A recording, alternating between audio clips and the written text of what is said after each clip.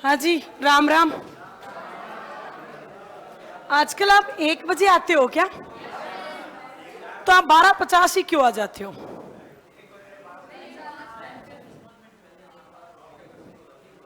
पता नहीं, आज मैंने 12:50 छोड़ी तो क्लास में पहुंच गए थे लोग, है ना? क्योंकि 12:50 इधर क्लास छूटती है, फिर उधर तुम दिख गए थे मुझे।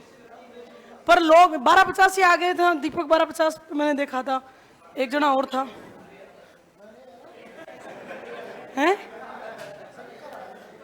हाँ, 12:50 पे लोग आ गए थे। वो बैच 2-3 दिन का ही है, फिर चेंज हो जाएगी क्लास।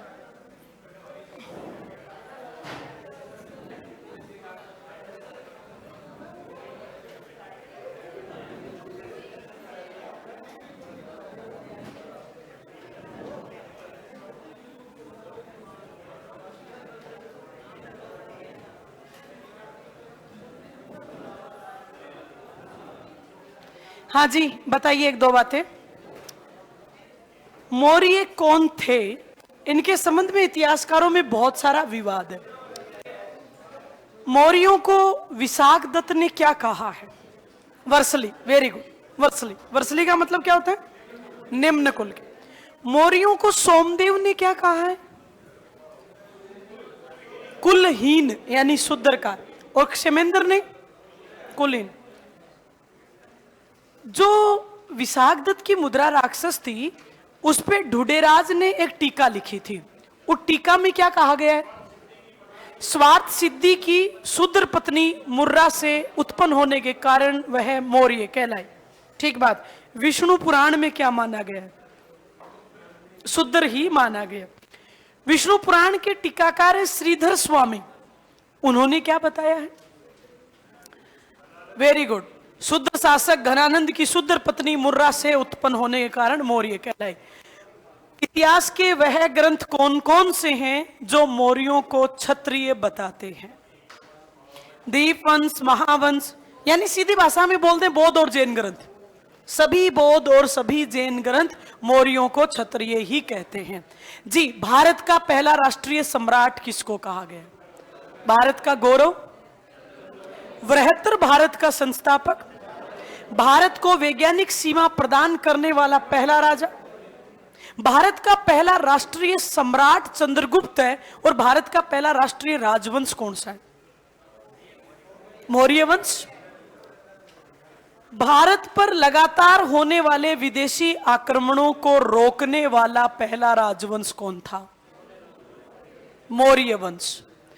चंद्रगुप्त मौर्य का ईरान के शासक सेल्यूकस निकेटर से युद्ध कब हुआ? 305 बीसी में। इस युद्ध में हमने क्या दिए? 500 हाथी। बदले में कितने प्रदेश आए? 4। एरिया का मतलब हेरात। अराकोशिया मतलब अराकोशिया, कंधार, जेड्रोसिया, बलूचिस्तान, प्रोपनिस्डाई, काबुल। सेल्यूकस की कौन सी पुत्री का विवाह चंद्रगुप्त? सेल्यूकस का एक राजदूत भी भारत आया। क्या वो राजदूत की हैसियत से आया था? भाषा अनुवादक की हैसियत से। कब आया? 304 बीसी में। और कब तक रहा? 299 बीसी तक, यानी 5 ईयर तक हिंदुस्तान रहा। इसने भारतीय इतिहास पर यूनानी भाषा में कौन सी किताब लिखी? इंडिका। क्या इसी व्यक्ति को भारतीय इतिहास का पिता भी कहते हैं? जी, ध्यानपूर्वक सुनिए और उत्तर दीजिए। चंद्रगुप्त मौर्य के काल में शिक्षा का सबसे बड़ा केंद्र कौन सा था? तक्षशिला। चंद्रगुप्त मौर्य की राजधानी कौन सी थी? पाटलिपुत्र। चंद्रगुप्त मौर्य की ऑफिशियल भाषा कौन सी थी? पाली। चंद्रगुप्त मौर्य का प्रधानमंत्री कौन था? कौटिल्य। जी, भारत के संदर्भ में पहला राजा दारा प्रथम था जिसने अभिलेखों की रचना करवाई। भारत का पहला राजा कौन था जिसने अभिलेख लिखवाए? चंद्रगुप्त मौर्य के किन्हीं दो ही हैं अभिलेखों के नाम बताओ। महास्थान एवं सोहगोरा। सोहगोरा कहां से मिला? उत्तर प्रदेश, मिर्जापुर। सीरीज है ना, मिर्जापुर। मिर्जापुर से मिला। अच्छा, और महास्थान कहां से मिला? बांग्लादेश से मिला। आगे बताइए कहां तक लिखा है? 2 लाइन लिखो। 1 लाइन लिखिए। लाइन लिखो। चंद्रगुप्त मौर्य के बारे में लाइन लिखिए। हाँ, रुक रहे हैं साहब। चंद्रगुप्त मौर्य के बारे में यूनानी लेखक प्लूटार्क ने लिखा है। चंद्रगुप्त मौर्य के बारे में यूनानी लेखक प्लूटार्क ने लिखा है।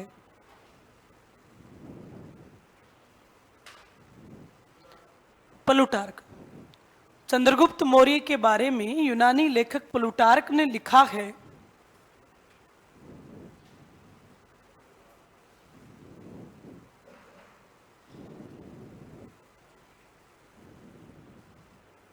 लिखो, डबल डॉट कॉमा में लिखिए, चंद्रगुप्त के पास 6 लाख, चंद्रगुप्त के पास 6 लाख सैनिकों की सेना थी।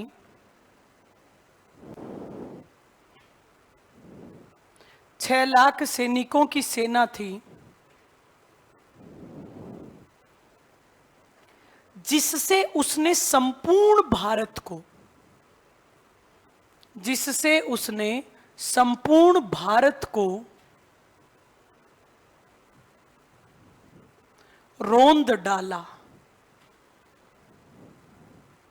संपूर्ण भारत को रोंद डाला।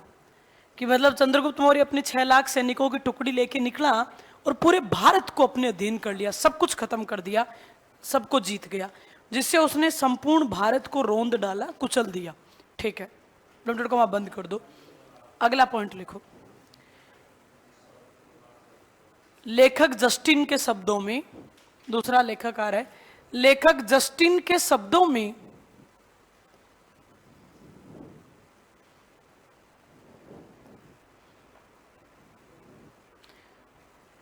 लिखो, चंद्रगुप्त मौर्य की सेना, लेखक जस्टिन के शब्दों में, चंद्रगुप्त मौर्य की सेना सेना नहीं,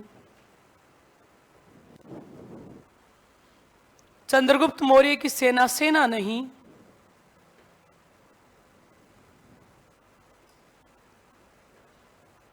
अपितु डाकुओं का साम्राज्य था। बागी थे सब, अपितु डाकुओं का साम्राज्य था। चंद्रगुप्त मौर्य की सेना सेना नहीं, अपितु डाकुओं का साम्राज्य था। सब जिधर से भी जाते सब लाश। जी, अगली बात लिखिए, एक बात लिखो, एक सिंपल लाइन है, चंद्रगुप्त मौर्य व सुदर्शन झील, चंद्रगुप्त मौर्य व सुदर्शन झील।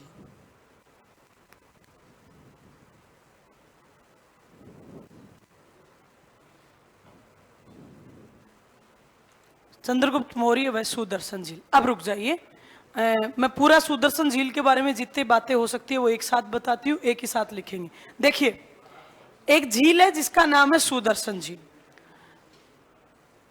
भगवान विष्णु के सुदर्शन चक्र के आकार की बनी हुई, इसलिए नाम सुदर्शन झील पड़ा है।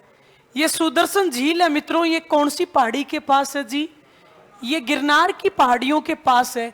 और आप सब जानते हो गिरनार की पहाड़ियां कहाँ हैं?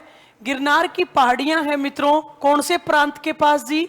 सौराष्ट्र प्रांत के पास है। और राज्य अगर सौराष्ट्र नाम आ गया तो हम जानते ही हैं, हम बात कर रहे हैं गुजरात। गुजरात के सौराष्ट्र प्रांत में गिरनार की पहाड़ियों में बहुत सुंदर एक झील है जिसका नाम है सुदर्शन झील। वो झील आज भी है, वर्तमान में भी सौराष्ट्र प्रांत की जीवन धारा में उस झील का बहुत महत्वपूर्ण स्थान है। अच्छी झील है, आज भी ये कार्यरत है। अब देखिए, हैं रामसर साइड क्या होता है? अच्छा, रामसर साइट बोल रहे हो? अपनी केवलादेव भी है क्या रामसर साइट? और सांबर भी है? दो ही है क्या राजस्थान से, केवलादेव और सांबर? इसका मतलब जानती तो पढ़ा है कभी बचपन में, है ना, रामसर साइट के बारे में। तो देखिए बचपन में अरे अब बूढ़ी हो गई तो आपसे 10 साल पहले पढ़ा होगा कि राजस्थान में 2 रामसर साइट स्थित है, एक केवलादेव और एक सांबर, है ना। तो देखिए गुजरात के सौराष्ट्र प्रांत में गिरनार की पहाड़ियों में सुंदर सुदर्शन झील स्थित है। अब हम इस झील के बारे में बात करते हैं। बोर्ड पे देखिए क्या क्या पॉइंट पढ़ते हैं। सबसे पहली बात मित्रों, हम बात करते हैं सुदर्शन झील का निर्माण।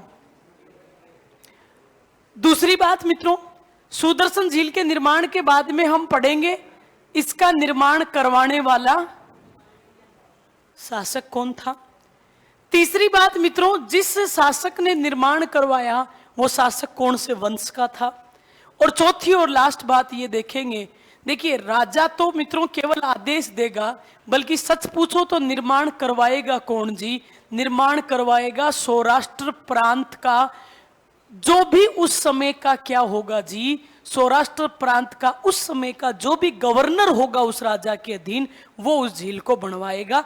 अब देख लेते हैं इसके बारे में। सौराष्ट्र की सुदर्शन झील का निर्माण करता हमें पता है। इसका निर्माण किसने करवाया है जी? इसका निर्माण करवाया है साथियों चंद्रगुप्त। चंद्रगुप्त कौन सा जी? मौर्य। अच्छा, शासक का नाम इधर लिख रही हूं, ये तो निर्माण लिखा हुआ है। तो निर्माण करवाने वाला आदमी है साथियों, निर्माण करवाने वाले आदमी का नाम दिख रहा है हमें चंद्रगुप्त मौर्य। चंद्रगुप्त मौर्य या शिव केवल चंद्रगुप्त, बताओ। पूरा नाम चंद्रगुप्त मौर्य, ठीक बात है। गुप्त का भी चंद्रगुप्त राजा है। अच्छा, 2 बार गुप्त लिख दिया। चंद्रगुप्त मौर्य ये रहा मित्रों राजा जिसने निर्माण करवाया। वंश की बात करें तो वंश हमको पता ही है कौन सा वंश है जी, मौर्य वंश।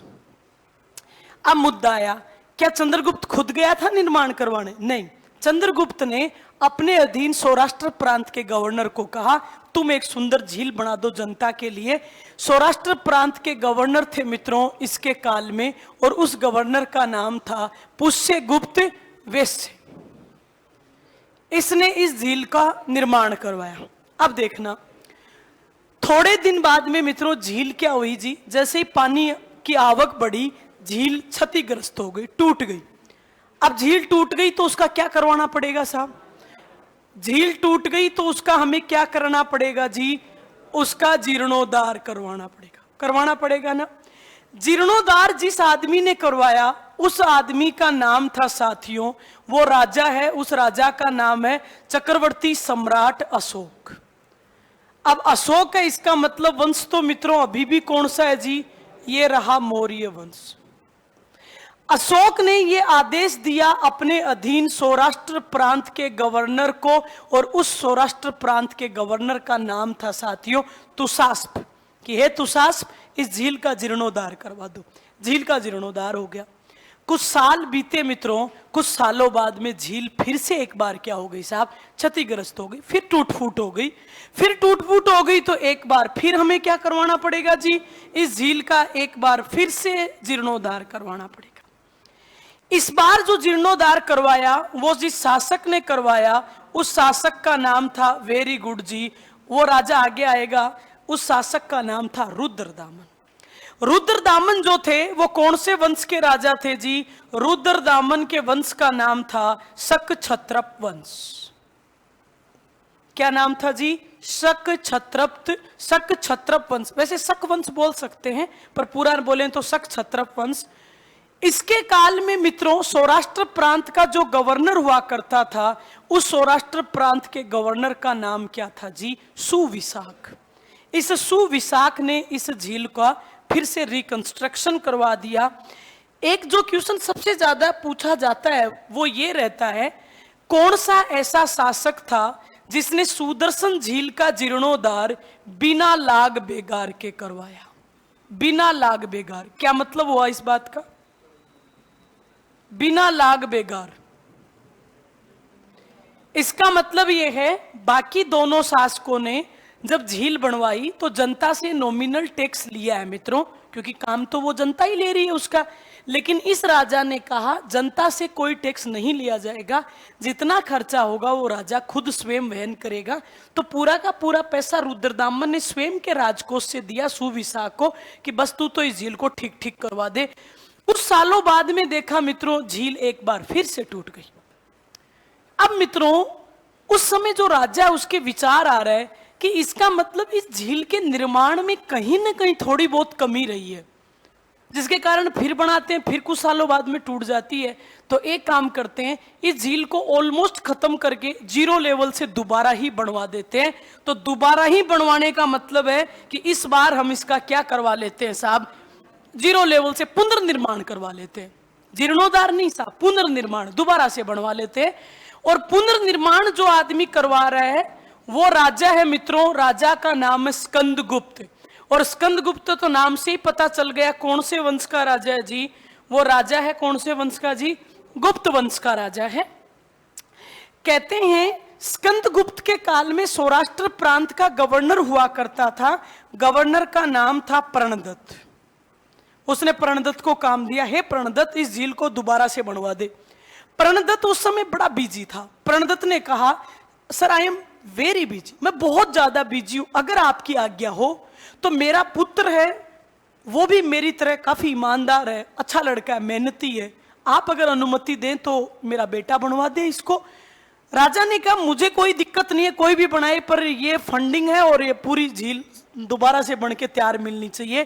कहते हैं गुजरात के सौराष्ट्र प्रांत के गवर्नर प्रणदत्त के पुत्र, और उस पुत्र का नाम क्या था जी, चक्रपालित। इस चक्रपालित द्वारा इसका दोबारा से क्या करवाया गया था जी, चक्रपालित के द्वारा इसका करवाया गया था साथियों। इसी आदमी ने इसका पुनर्निर्माण करवाया। ये अपने पिता से भी ज्यादा योग्य है। चक्रपालित ने अपने पिता को कहा पिता हर बार झील टूटती है, ठीक है हमने इसको पुनर्निर्माण करवा दिया, जीरो लेवल से ही हुआ है, लेकिन फिर भी पानी है, उसको बांध के नहीं रखा जा सकता। कोई भी पुल बनाएंगे एक समय के बाद में टूटना उसका सुनिश्चित है। और जब भी जनता से टैक्स लिया जाता है, जनता उस बात का विरोध करती है, तो क्यों ना कुछ ऐसा कमाल करूं कि ऑलरेडी इतना पैसा हर साल इस सुदर्शन झील के नाम खुद ब खुद आता रहे, हमें अपने आप से कोई 1 रुपया देने की जरूरत नहीं पड़े। प्रणदत्त ने कहा तू ऐसा क्या कर सकता है जो खुद ब खुद पैसा आ जाए। जब भी झील बनाते हैं जनता से टैक्स लेते हैं, जनता विरोध करती है। बोले नहीं पिताजी मैं एक ऐसा काम करूंगा कि हजारों साल बीत जाएंगे पर इस सुदर्शन झील के नाम पर किसी राजा को अपनी जेब से या राजकोष से पैसा देने की जरूरत नहीं पड़ेगी। काम आपको पता ही होगा क्या करेगा। चक्रपालित ने इस सुदर्शन झील के किनारे पे एक बहुत ही आलीशान मंदिर बनवा दिया। किसका जी, भगवान विष्णु का। ये लीजिए। अब देखिए जो जनता 1-1 रुपया टैक्स देने के लिए आनाकानी करती थी, अब मित्रों बढ़िया मान्यता है इस मंदिर की, बहुत करोड़ों लाखों रुपए का इस मंदिर में हर साल चढ़ावा आता है। आज भी सुदर्शन झील के नाम पे जो मंदिर विष्णु ट्रस्ट बना हुआ है, वो ट्रस्ट ही मित्रों इस झील का रिकंस्ट्रक्शन कराता है। वर्तमान में भी सौराष्ट्र की या गुजरात की सरकार इसके लिए फंडिंग नहीं देती है, वो बरसों की परंपरा है। आज भी इस मंदिर की दान पात्रों में जो पैसा आता है, वो हर साल जब दान पेटियां खोली जाती है उसके पैसे की गिनती होती है, उसी पैसे से उस सुदर्शन झील का मित्रों वापस से कोई टूट फूट होती है तो वो ठीक होती है। लेकिन कहते हैं कि ऐसी एक परंपरा बनी हुई है कि आज दिन तक उस दान पेटियों का पैसा कम नहीं पड़ा। कितना ही अच्छे से सुदर्शन झील का निर्माण करवा दो, फिर भी दान पात्रों में कुछ न कुछ पैसा शेष रह जाता है। तो बताइए चक्रपालित तेज था कि नहीं साहब, पीछा ही छोड़ दो। अब देखिए ये मैंने पूरी झील एक साथ क्यों बताई। इस झील का बताने का एक बड़ा कारण ये दिख रहा होगा आपको, क्योंकि आपके सिलेबस में मित्रों चंद्रगुप्त मौर्य भी है, आपके सिलेबस में अशोक भी है, आपके में रुद्रदामन भी पढ़ाना है और स्कंदगुप्त भी। तो ये 4 जगह तो लिखवानी पड़ती मुझे बात। तो बेटर है कि पूरी सुदर्शन झील को आप एक ही साथ लिख लो और एक ही साथ याद रख लो। सुनिएगा, सुदर्शन झील का निर्माण चंद्रगुप्त मौर्य के काल में पुष्यगुप्त वैश्य ने करवाया। सुदर्शन झील का प्रथम जीर्णोद्धार अशोक के काल में तुषास्प ने किया। दूसरा जीर्णोद्धार रुद्रदामन के काल में सुविशाख ने किया। और इस सुदर्शन झील का पुनर्निर्माण है वो राजा स्कंदगुप्त के काल में सौराष्ट्र प्रांत के गवर्नर प्रणदत्त के पुत्र चक्रपालित ने किया। इसी चक्रपालित ने झील के किनारे एक विष्णु मंदिर बनाया और उसी विष्णु मंदिर के अंदर आने वाले पैसे से इस झील का आज भी जीर्णोद्धार होता है। यही है मित्रों सुदर्शन झील। लेकिन अगर डायरेक्ट क्वेश्चन आए सुदर्शन झील का निर्माता कौन था, तो नाम हमेशा पहले ही राजा का चलता है। तो निर्माण का नाम आए तो हमेशा उत्तर क्या लिखना पड़ेगा जी, चंद्रगुप्त मौर्य ही लिखना पड़ेगा। इसको ऐसा कैसा ही उतार लो।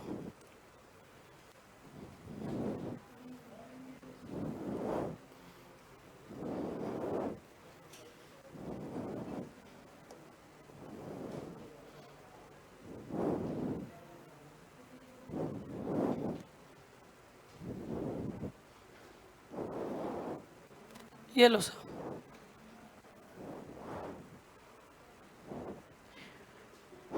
एक बार जेआरएफ में ये क्वेश्चन था, सुदर्शन झील का बिना लाग बेगार के जीर्णोद्धार किसने करवाया? तो फिर उत्तर रुद्रदामन।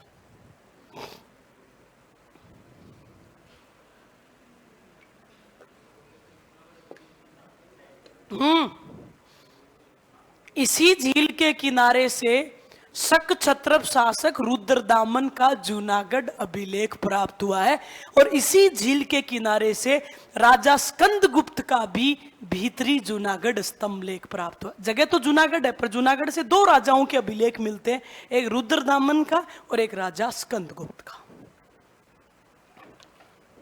पर अब मुद्दा आपके दिमाग में ये नहीं चल रहा क्या कि ठीक है मैम, रुद्रदामन और स्कंदगुप्त का इससे संबंध था, ये तो आप कह रहे हो जूनागढ़ अभिलेख ने बता दिया, पर अशोक और चंद्रगुप्त मौर्य का भी इससे संबंध है, ये कौन बताएगा? क्या जूनागढ़ अभिलेख ने बताया? नहीं, दो मित्रों, तमिल ग्रंथ अहनानूर और मुरनानूर, अभी लिखवा दूंगी, उन्होंने बताया। आप तो इतना सा उतार दे लो। तुम 1 से 2 गणित पढ़ते हो क्या? गणित की क्लास होती है ना? लड़कों की तो गणित अच्छी होती है, तुम्हें नहीं आती? लड़कों की अच्छी होती है गणित, है ना? लड़कियों की तो खराब होती है गणित, कुछ की अच्छी होती है, लड़कों की गणित ज्यादा अच्छी होती है। लड़कियों का गणित के अलावा बाकी सब कुछ सब्जेक्ट अच्छे होते। मुझे गणित कभी नहीं आती, क्योंकि वो बेचारे हमेशा 2/2 करके ही जिंदगी गुजारते हैं। सब 2-2 रुपए का हिसाब रखना, चाय की थड़ी पे 2-2 रुपए का हिसाब करना, तो वो धीरे धीरे उनकी आदत आ जाती है गणित की, है ना?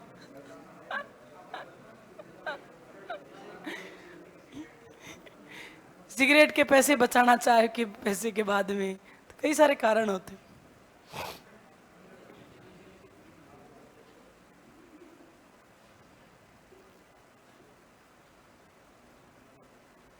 पूछो बेटे, कौन सा वर्ड? जीर्णोद्धार, तुषास्प,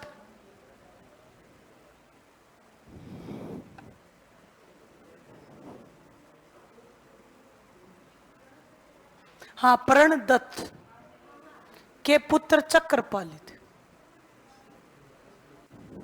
प्रणदत्त के पुत्र चक्रपालित।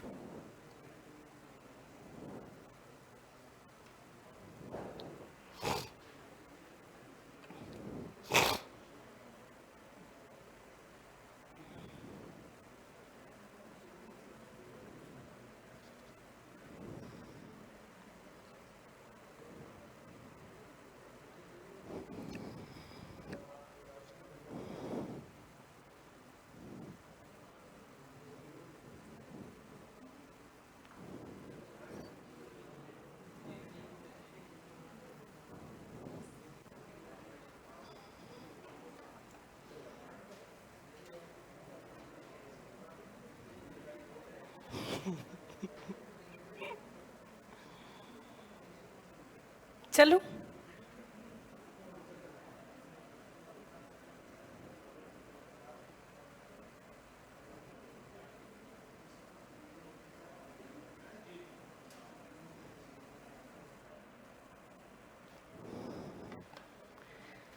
जी चलो आगे।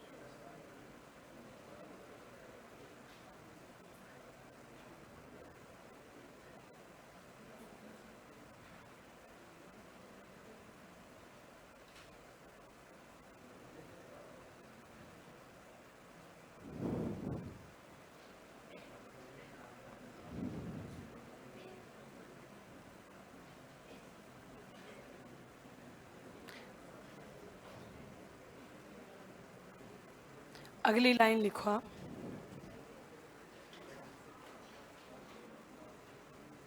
चंद्रगुप्त मौर्य ने चंद्रगुप्त मौर्य ने इस झील का निर्माण करवाया। चंद्रगुप्त मौर्य ने इस झील का निर्माण करवाया। चंद्रगुप्त मौर्य ने इस झील का निर्माण करवाया।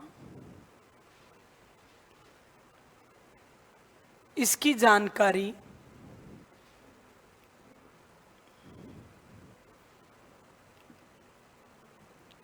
जानकारी तमिल ग्रंथ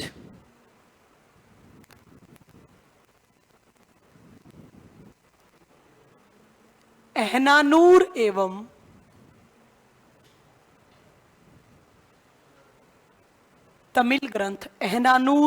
मुरनानूर, मतलब तमिल भाषा के ग्रंथ हैं ये, तमिल ग्रंथ एहनानूर एवं मुरनानूर से मिलता है।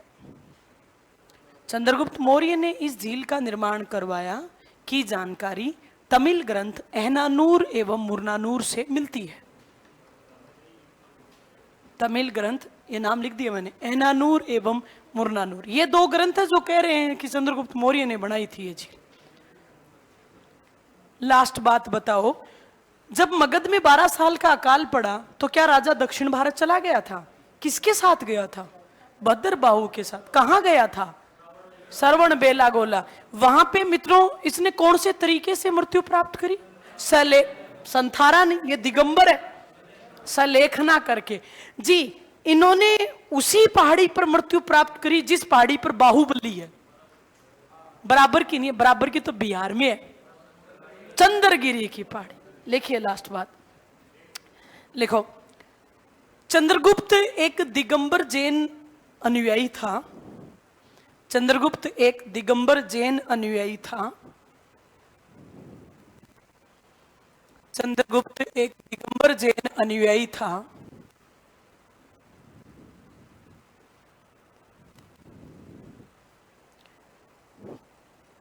कोमा, इनके शासन के अंतिम वर्षों में, इनके शासन के अंतिम वर्षों में, इनके शासन के अंतिम वर्षों में मगध में 12 वर्षीय अकाल पड़ा। इनके शासन के अंतिम वर्षों में मगध में 12 वर्षीय अकाल पड़ा।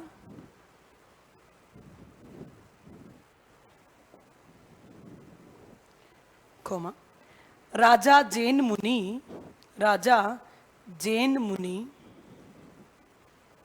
राजा जैन मुनि भद्रबाहु के साथ, राजा जैन मुनि भद्रबाहु के साथ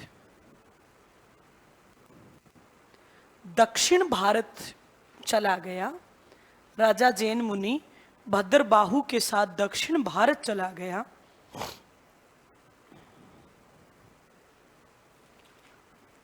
तथा श्रवण बेलागोला में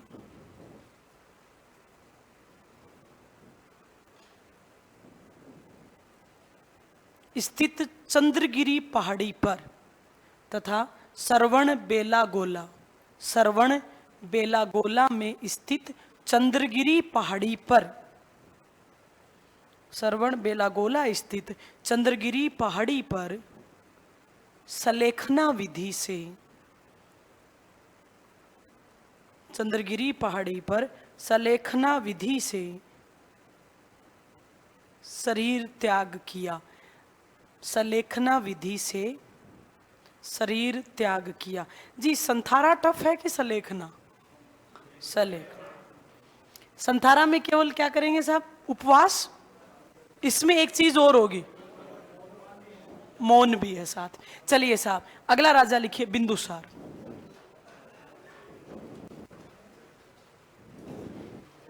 बिंदुसार,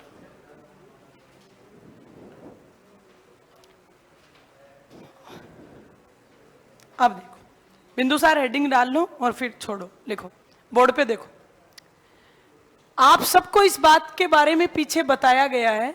चंद्रगुप्त मौर्य की 2 पत्नियों के बारे में हम बात करते हैं। एक पत्नी तो सेल्यूकस निकेटर की बेटी है मित्रों, और उस बेटी का नाम क्या था जी? हेलना। इससे कितनी संतान थी?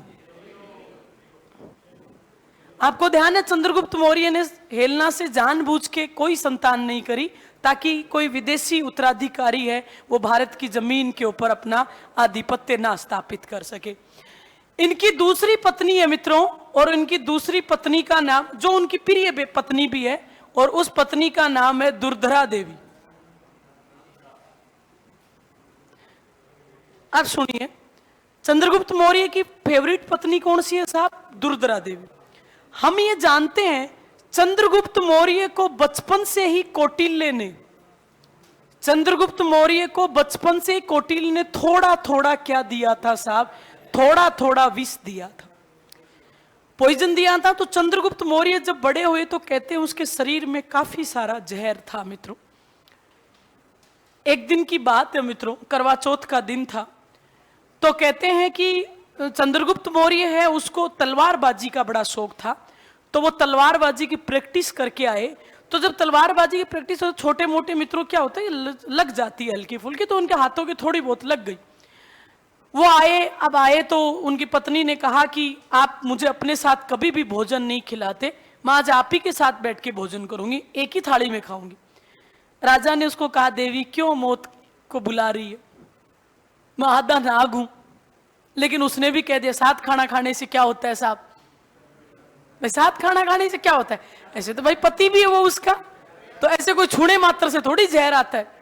और ऐसे देखिए, साथ खाना खाने से कोई विशेष बात भी नहीं है साहब, भाई उस व्यक्ति के अंदर जहर है, साथ खाना खाने से थोड़ी उसके अंदर जहर आ जाएगा महिला में। लेकिन साथियों कहते हैं कि करवा चौथ के दिन जब पत्नी ने जिद करी तो चंद्रगुप्त मौर्य नहीं टाल सके उस बात को, और उन्होंने बड़े थाल में एक साथ बैठ के मित्रों खीर खाई। आप जब खीर खाएंगे तो सब पहले वाले चम्मच वम्मच नहीं लगाते साहब, देसी अंदाज में सबड़ सबड़ खाते थे अपनी। तो जी उसके हाथों में लगी हुई थी, हल्की फुल्की कट लगे हुए थे, हाथ वाथ नहीं धोए, या हल्का फुल्का भी अगर ब्लड अगर कहीं भी थोड़ी बहुत लगी हुई है। लेकिन मित्रों जब उसने खीर खाया तो उसके नाखूनों से या उसके लगी हुई एक दो जगह थी, उससे उस खीर में क्या हो गया साहब? पॉइजन हो गया। और कहते हैं खाने के मात्र 2 सेकंड बाद में दुर्धरा देवी मित्रों तड़फड़ाने लग गई। जब तक हकीम पहुंचते, राजकीय हकीम वहीं रहते थे राज्य में, लेकिन कुछ चंद सेकंडों में यानी 10-20 सेकंडों में ही दुर्धरा देवी ने जान दे दी, मर गई दुर्धरा देवी। हकीम पहुंच भी नहीं पाए क्योंकि इतना उच्च लेवल का अर्क था मित्रों कि शायद जहर खाने के बाद में आदमी को 10-5 मिनट तो जी सकता है, पर कौटिल्य ने उसको दुनिया का सबसे खतरनाक जहर दिया हुआ था। इसलिए मित्रों कहते हैं दुर्धरा देवी नहीं बचा सके। अब जब भाग के सब लोग पहुंचे तो कौटिल्य उस समय जिंदा है मित्रों, कौटिल्य की मृत्यु लगभग 298 में ही होगी। तो कौटिल्य ने राजा को कहा, राजन रोने का समय नहीं है, दुर्धरा देवी अब नहीं रही दुनिया में। लेकिन कहते हैं कि उस समय दुर्धरा देवी गर्भवती थी और उनका 9वां महीना ही चल रहा था, कुछ 2-4-5 दिन बाद में उनके संतान होनी थी। तो चंद्रगुप्त ने कहा कि कहते हैं कि मां के मरने के बावजूद भी बच्चे की जो नाड़ है उसमें 10-5 मिनट तक जान रहती है, तो क्या पता इस बच्चे को बचाया जा सकता हो। तो कहते हैं हकीमों ने दुर्धरा देवी का शरीर चीरा पेट और उसमें से बच्चा निकाला। वो उस समय तक मित्रों जिंदा था, उसके सांस चल रही थी। सबसे पहले उस बच्चे को चाणक्य ने अपने गोद में उठाया। उस बच्चे के फोटो भी दिखाएंगे आपको, देखना। उस बच्चे के माथे में यहाँ पे जहाँ पे औरतें बिंदी लगाती है वहां पे जहर की एक टिक ऑलरेडी लगी हुई थी मित्रों। तो मित्रों गोद में लेके चाणक्य ने उस बच्चे को निहारा और चाणक्य ने कहा, बेटा चंद्रगुप्त, मैंने जितना तुझे आज दिन तक विष दिया उस पूरे विष का सार जो है ये इस बच्चे की इस बिंदु में निहित है, और इसीलिए आज से इसका नाम ही क्या है जी? बिंदुसार है। इस प्रकार मित्रों कि बिंदुसार का नाम बिंदुसार चाणक्य ने रखा, जिसके माथे पे ऑलरेडी एक जहर की बिंदु थी जिसके कारण इनका नाम बिंदुसार पड़ा। बिंदुसार राजा चंद्रगुप्त और मित्रों उनकी पत्नी दुर्धरा देवी का इकलौता क्या ऐसा बेटा है। अब देखिए चंद्रगुप्त मौर्य के बाद में बिंदुसार 298 में जब पता चला कि उनके पिता ने सलेखना कर लिया है, हालांकि 12 वर्ष तक कहते मगध की राजगद्दी केवल चंद्रगुप्त मौर्य के नाम से ही चल रही थी। 12 वर्ष के अकाल के बाद में 5-7 साल तक वो साउथ ही रहे, लेकिन जब तक पिता जिंदा है ये एक बहुत ही अच्छा बेटा है, इसलिए उसने कभी राजगद्दी की दावेदारी नहीं करी। और मुझे लगता करेगा भी कि उसको पता है मैं ही हूं उत्तराधिकारी। भाई दिक्कत तो तब होना जब 2-4 हो, है ही एक। जब पता चल गया कि अब फाइनली चंद्रगुप्त मौर्य दुनिया में नहीं रहे, तो बिंदुसार ने 298 में अपना क्या करवाया जी, राज्याभिषेक करवाया। इस बिंदुसार के अलग अलग साहित्य में अलग अलग नाम मिलते हैं मित्रों। इस बिंदुसार को संस्कृत साहित्य में नाम दिया जाता है, इसको संस्कृत साहित्य में बिंदुसार नहीं बल्कि संस्कृत साहित्य में इसका नाम मिलता है साथियों अमित्र घात। अमित्र का मतलब क्या होता है जी, अमित्र का मतलब शत्रु और घात का मतलब नाशक, यानी इसका हिंदी में अर्थ है शत्रुओं का नाशक, शत्रुओं का नाश करने वाला या शत्रुओं का नाशक। तो पहली बात ये याद रखो, जहां भी आपको शब्द मिल जाए अमित्र घात, आप समझिएगा ये बात कौन से राजा की हो रही है साहब, बिंदुसार की। बिंदुसार को यूनानी लेखकों ने भी बिंदुसार नहीं लिखा। जो यूनानी लेखक हैं, यूनानी साहित्य है, यूनानी साहित्य में इसके नाम मिलते हैं साथियों अमित्र केटे, और एक नाम मिलता है अमित्र चेट्स। इनका मतलब भी शत्रुओं का नाशक होता है। कुल मिला के सीधी बात यह है, जहां भी शब्द अमित्र दिख जाए, ये सब के सब अमित्र कौन है साहब, बिंदुसार ही है। कहते हैं बिंदुसार का नाम जैन साहित्य में मिलता है सिंह सेन, शेर के समान तेज सिंह सेन, और कहते हैं इसी बिंदुसार का नाम वायु पुराण में मिलता है भद्रसार। भद्र का मतलब अच्छा होता है, अच्छे गुणों वाला व्यक्ति। तो कुल मिला के इसके नामों से पता चलता है कि एक योग्य पिता की योग्य संतान है, अच्छे गुणों वाला लड़का है, शेर के समान बहादुर है, शत्रुओं का नाशक है। ये सब बिंदुसार के अलग अलग साहित्य में हमें क्या दिखाई दे रहे हैं साहब, अलग अलग नाम दिखाई दे रहे हैं। एक और बात कहते हैं, एक तिब्बती लेखक है मित्रों, तिब्बत देश, तिब्बत अब तो खैर देश नहीं रहा, अब तो चाइना इसको हड़प गया। एक तिब्बती लेखक हुआ करते थे और उस तिब्बती लेखक का नाम था मित्रों लांबा तारानाथ। जैसे दिलाई लांबा, वो लांबा लिखते हैं अपने नाम, गोत्र है वहां की बौद्धों की, लांबा तारानाथ।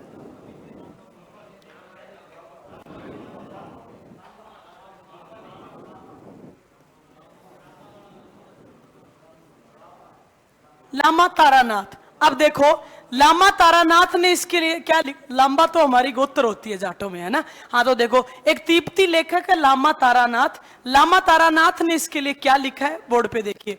लामा तारानाथ कहते हैं बिंदुसार के काल में शुरुआत में उनका भी प्रधानमंत्री जो था वो महान अमात्य चाणक्य ही था, लेकिन 298 के आसपास ही, जैसे इसकी राजगद्दी पे बैठने के कुछ समय बाद ही महान अमात्य चाणक्य जी का निधन हो गया। तो मित्रों अगला प्रधानमंत्री किसको बनाया गया जी, अगला प्रधानमंत्री बनाया गया राधा गुप्त को। इसका मतलब चाणक्य का उत्तराधिकारी किस, चाणक्य का बेटा नहीं है, चाणक्य का उत्तराधिकारी मित्रों, चाणक्य का शिष्य ही बना है। और यानी मौर्यों का अगला अमात्य या प्रधानमंत्री कौन है जी, ये है राधा गुप्त। और इस बात की जानकारी हमें दी है लेखक तारानाथ ने। एक और बात है, कहते हैं संपूर्ण बौद्ध और जैन साहित्य ऐसा भी लिखता है, बौद्ध और जैन साहित्य में ऐसा लिखा गया है कि ये जो राजा बिंदुसार है, इस राजा बिंदुसार का जो मंत्रिमंडल था वो पूरे भारत का उस जमाने के हिसाब से सबसे बड़ा मंत्रिमंडल था। कहता है ये जैन और बौद्ध साहित्य कहते हैं कि बिंदुसार की मंत्री परिषद में उस जमाने में कितने मंत्रीगण शामिल थे जी, 500 मंत्री शामिल थे। तो ये तो भारत की लोकसभा के बराबर ही हो गया एक तरह से। तो कहते हैं कि बिंदुसार के राज दरबार में मंत्रीगण की संख्या बहुत ज्यादा हुआ करती थी। उसके मंत्रिमंडल में 500 मंत्रियों की एक पूरी टोली थी, 500 मंत्री उसके पूरे प्रशासन को चलाया करते थे। और इस मंत्रिमंडल का जो मुखिया था यानी प्रधानमंत्री था, वो मित्रों उस समय प्रधानमंत्री मोदी जी नहीं थे मित्रों, उस समय प्रधानमंत्री जो थे उनका नाम था क्या जी, उनका नाम क्या था जी? उनका नाम था खल्लाटिक। वर्ड है मित्रों खल्लाटिक। तो लाइन सुनो, बिंदुसार की मंत्री परिषद में 500 मंत्री थे और उस मंत्री परिषद का जो मुखिया हुआ करता था उस आदमी का नाम था खल्लाटिक। एक और बात सुनिए, कहते हैं इस बिंदुसार ने अपने संपूर्ण जीवन काल में, संपूर्ण जीवन काल में, जब तक भी ये राजगद्दी पे रहे, संपूर्ण जीवन काल में एक भी युद्ध नहीं लड़ा। अब बताओ, जब राजा ने पूरे जीवन में एक भी युद्ध नहीं लड़ा तो फिर राजा को योग्य क्यों बताया जा रहा है? सच तो यह है, ऐसी कोई परिस्थिति पैदा ही नहीं हुई कि राजा को युद्ध लड़ने की आवश्यकता पड़े, क्योंकि इस राजा के काल में किसी भी विदेशी ताकत ने या किसी भी भारत की आंतरिक शक्ति ने मौर्यों के खिलाफ बगावत की ही नहीं, क्योंकि चंद्रगुप्त मौर्य ने इस प्रकार का मापदंड सेट कर दिया था कि 10-5 साल कमजोर राजा भी आ जाए या राजा युद्ध भी ना करे तो भी मित्रों उस पहले वाले व्यक्ति का आभा मंडल इतना मजबूत बना हुआ है कि सामान्य सा व्यक्ति चल के हिम्मत नहीं कर पाएगा कि राजा के खिलाफ युद्ध करे।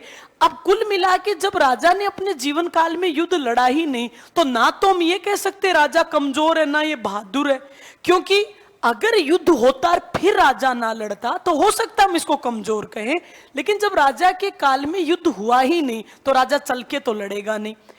लेकिन एक बात जरूर कह सकते हैं, ये अपने पिता जितने योग्य तो नहीं रहे होंगे, क्योंकि पिता जितने या पुत्र जितने योग्य होते तो हो सकता है इनके ऊपर कोई युद्ध ना करे, पर राजा का क्षत्रिय धर्म युद्ध होता है, इनको और क्षेत्र जीत के मौर्यों की स्थिति मजबूत करना चाहिए था, पर इन्होंने और कोई क्षेत्र नहीं जीता। जो उनको उत्तराधिकार में चंद्रगुप्त मौर्य से जमीन मिली उसी जमीन को उन्होंने क्या किया जी, चलाते रहे। लेकिन एक खास बात जो उनके पिता में भी थी इनमें भी, और वो ये है, भले इन्होंने अपने पूरे जीवन काल में एक भी युद्ध ना लड़ा हो, लेकिन विदेशी ताकतों के साथ राजा बिंदुसार के बेहतर नहीं बल्कि बेहतरीन संबंध थे। इस बात का मतलब क्या है? यानी अपने समकालीन जितने भी विदेश के बड़े राजा थे उन राजाओं के साथ बिंदुसार का बहुत अच्छा संबंध था। इसका मतलब राजा कमजोर नहीं है, भाई मित्र हैं उसके जितने बड़े देश हैं, इसलिए राज्य के ऊपर युद्ध नहीं कर रहे। अगर युद्ध करते तो हो सकता राजा युद्ध करने जाता। अब मुद्दा आया, हमें कैसे पता इसका विदेशी ताकतों के साथ बेहतर संबंध था? हमारे पास कोई प्रमाण है? बिल्कुल है प्रमाण, देखिएगा क्या प्रमाण है। सबसे पहले मित्रों एक यूनानी लेखक हुए, यूनानी लेखक का नाम था स्ट्रेबो।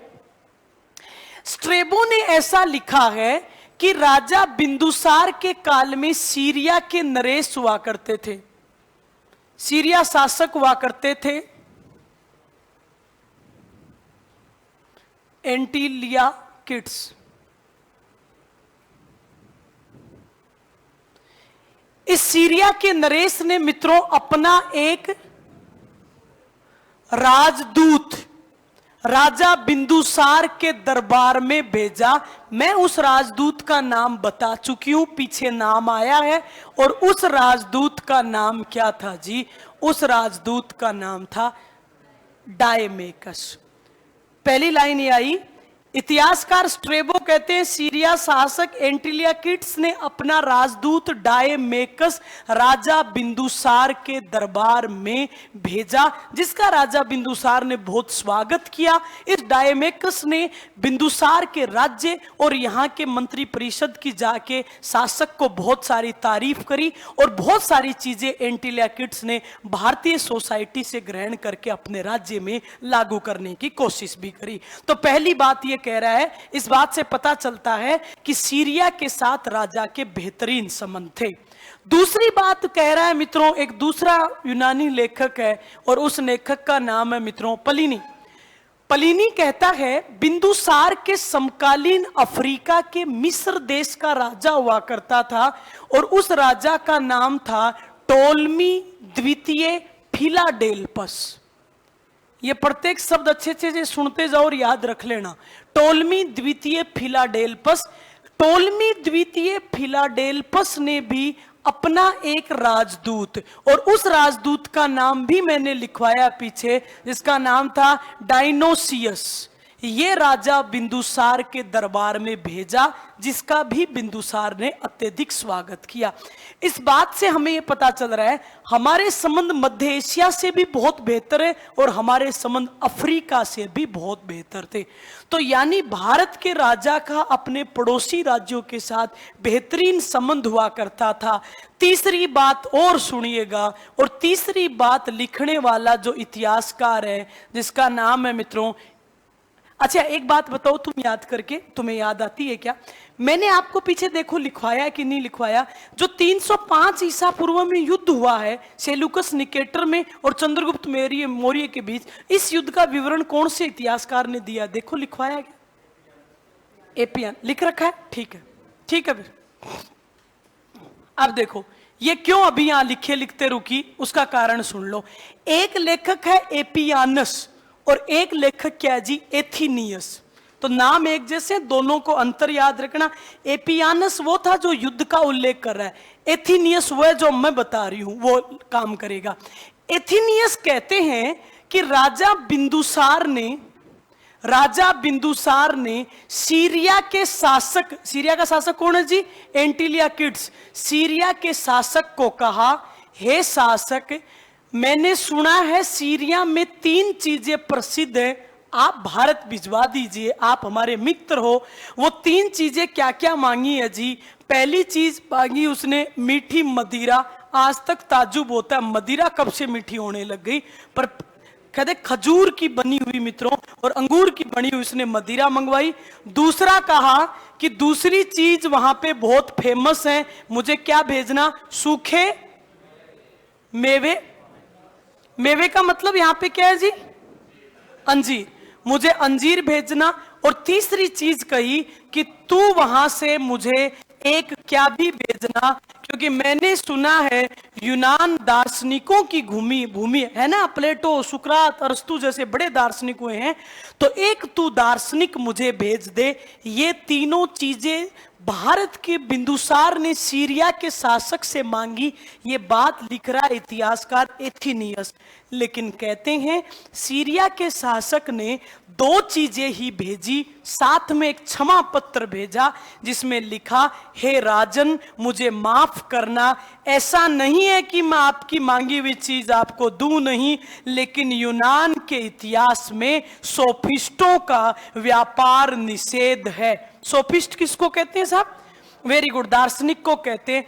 राजा हमारे यूनान की जान है यहाँ के सोफिस्ट, हमारे इतिहास में सोफिस्टों का व्यापार नहीं किया जा सकता, हम व्यक्तियों की बोली नहीं लगा सकते, बाकी मदिरा और मेवे आपको जितने चाहिए उतने मंगवा लो।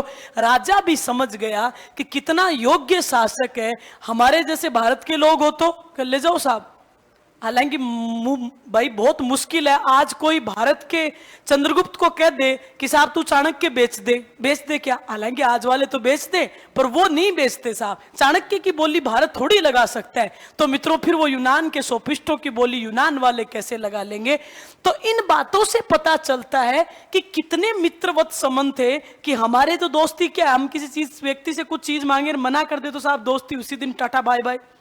लेकिन ये लोग बहुत मैच्योर थे मित्रों, मानसिक तौर पे बहुत सुलझे हुए विचारों के थे, इसलिए ना तो बिंदुसार ने इस बात का बुरा माना और ना ही सीरिया नरेश ने बुरा माना। इन तीनों बातों से प्रमाणित होता है कि भले चाहे राजा ने अपने जीवन में युद्ध ना लड़े हो, लेकिन राजा किसी से कम नहीं था और राजा का विदेशी ताकतों के साथ संबंध भी बहुत क्या रहा जी? अच्छा रहा। लास्ट बात और सुनो, कहते हैं राजा बिंदुसार के काल में एक जगह थी मित्रों जिसका नाम था तक्षशिला, ये मौर्यों के अधीन ही था। इस तक्षशिला में 2 बार क्या हुआ जी? 2 बार विद्रोह हुआ। ये क्रम पूछना आपके उत्कर्ष के टेस्ट में भी दिया, फिर गड़बड़ हुआ, क्वेश्चन डिलीट हुआ, तो देखिए ध्यानपूर्वक सुनना। तक्षशिला में 2 बार विद्रोह हुआ। पहली बार विद्रोह का दमन करने के लिए बिंदुसार ने अपने छोटे बेटे को भेजा जिसका नाम था अशोक। अशोक मित्रों उस विद्रोह को दबा के सफल हुआ, दबा के वापिस आ गया। थोड़े सालों बाद में फिर से तक्षशिला में क्या हो गया जी? विद्रोह हो गया। तो दूसरी बार विद्रोह का दमन करने के लिए अपने बड़े बेटे को भेजा और वह सुसीम। उल्टा मत पढ़ लेना जी, पहले छोटा बेटा गया फिर बड़ा बेटा गया। जब सुसीम गया तो अब मुद्दा यह उठा, क्या अशोक कमजोर था सुसीम से? क्या अशोक से विद्रोह का दमन भली भांति नहीं हुआ था? दोबारा विद्रोह क्यों हो गया?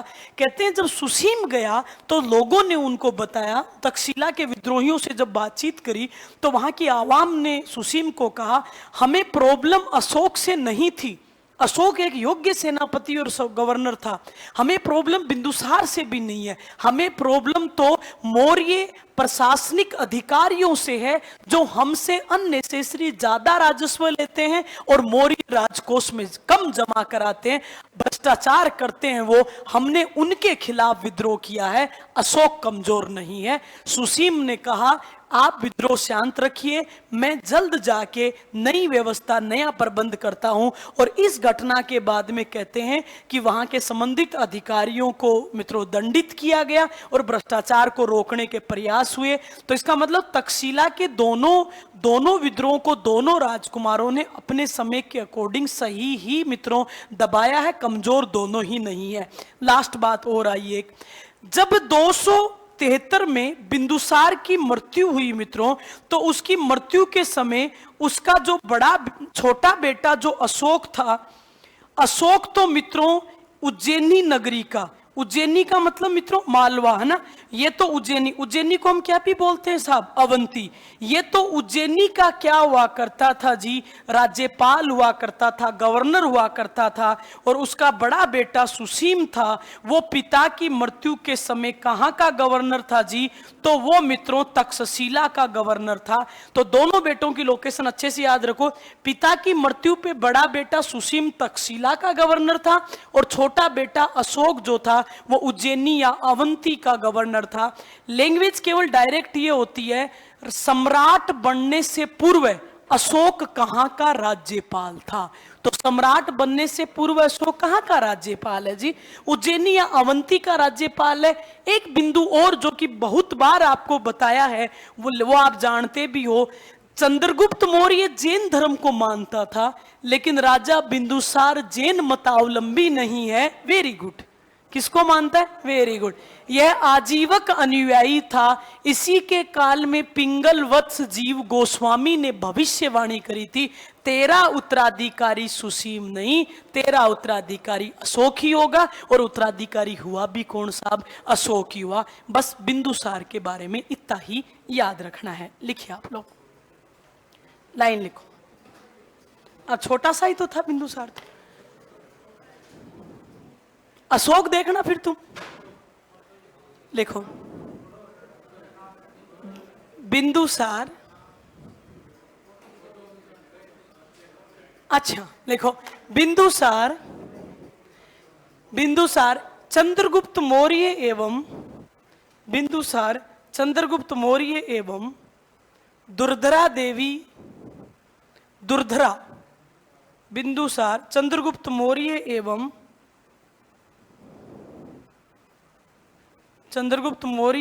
दुर्धरा देवी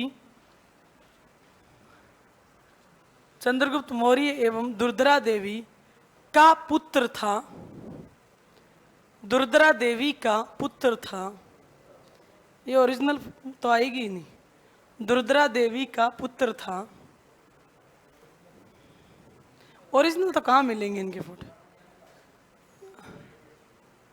दुर्धरा देवी का पुत्र था,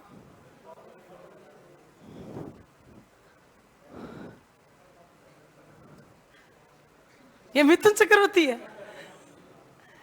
मतलब ये जो तिलक है इसकी जगह उसके सच में ही ये तिलक नहीं है, उसके ओरिजिनल के यहाँ पे बिंदु ही था जहर का, इसके तो ये तिलक है मित्र। लाइन लिखो, दुर्धरा देवी का पुत्र था। नेक्स्ट बात, संस्कृत साहित्य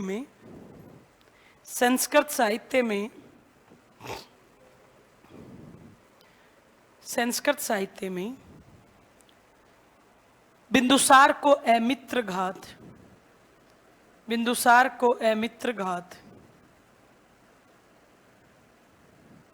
ब्रैकेट में कर लो, शत्रुओं का नाशक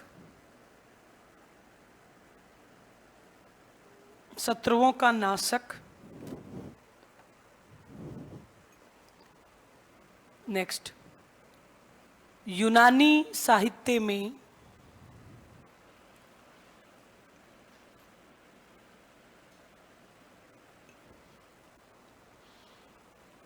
एमित्र केटे,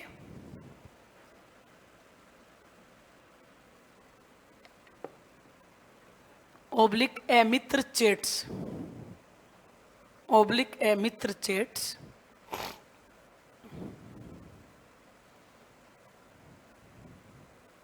नेक्स्ट, जैन साहित्य में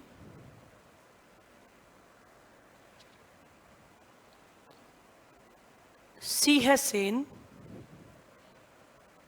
जैन साहित्य में सिंह सेन। नेक्स्ट, वायु पुराण में, वायु पुराण में भद्रसार, वायु पुराण में भद्रसार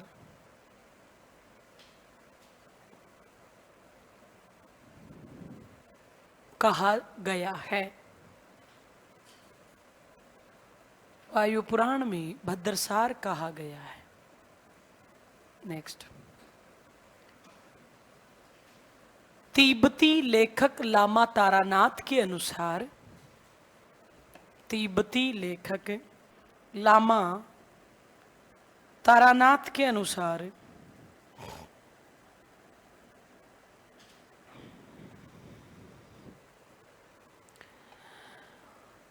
बिंदुसार का भी अमात्य पहले चाणक्य, बिंदुसार का भी अमात्य पहले चाणक्य थे, बिंदुसार का भी अमात्य पहले चाणक्य थे, कोमा तत्पश्चात राधा गुप्त चुने गए, तत्पश्चात राधा गुप्त चुने गए, तत्पश्चात राधा गुप्त चुने गए। आज तारीख कितनी है? 8 तारीख। चलो, नहीं नहीं, ध्यान ही नहीं है तारीख कितनी चल रही है। पेमेंट आगे काल 7 ना आ जाए, 6 नहीं आ जाए, बस इतना आ गया कि अब फॉर्चूनर ले आऊंगी वापस। तो नहीं नहीं नहीं, अरे मेरी वाली नहीं नहीं, वो गई हुई थी ना बहुत दिन से, वो आ जाएगी, अब मैं आराम से उसको ला सकती हूँ। ये तेल कम खाती, इस गाड़ी में मुझे ये भी याद नहीं आता मैं तेल कब भराती हूँ। मतलब 1 महीने में शायद 1 या 2 बार ही भराना पड़ता है, उसमें हर दूसरे दिन भरवाना पड़ता है ना। वो होती है तो मेरा इधर उधर डोलने का भी मन करता है, इससे तो मैं सीधा यहाँ आती हूँ और वापस घर चली जाती हूँ, अच्छी बच्ची रहती हूँ। खैर यही ठीक है।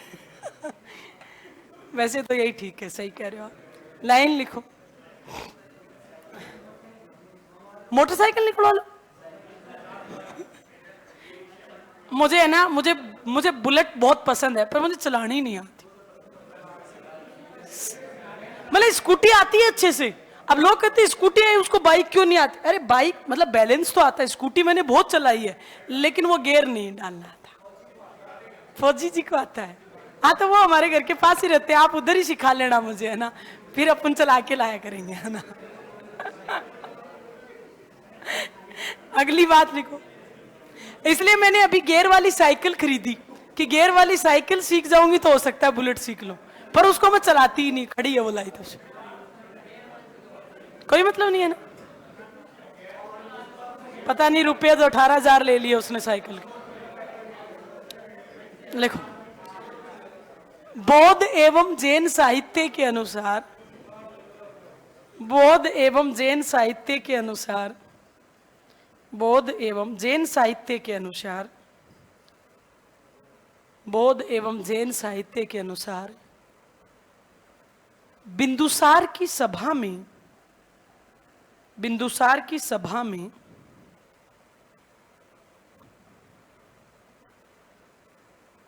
500 मंत्रियों, बिंदुसार की सभा में 500 मंत्रियों की मंत्री परिषद थी,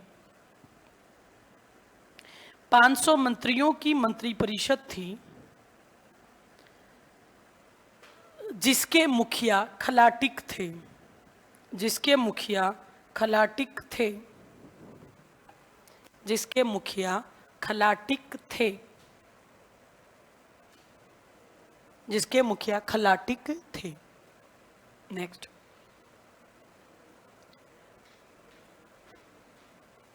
बिंदुसार ने अपने संपूर्ण जीवन काल में,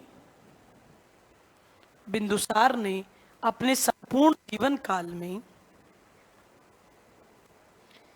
एक भी युद्ध नहीं लड़ा, बिंदुसार ने अपने संपूर्ण जीवन काल में एक भी युद्ध नहीं लड़ा,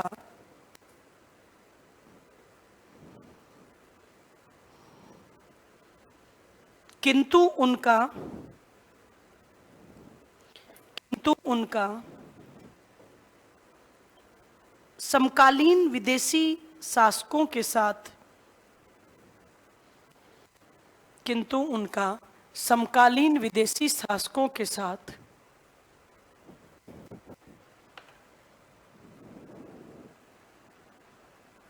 बेहतर संबंध था, बेहतर संबंध था।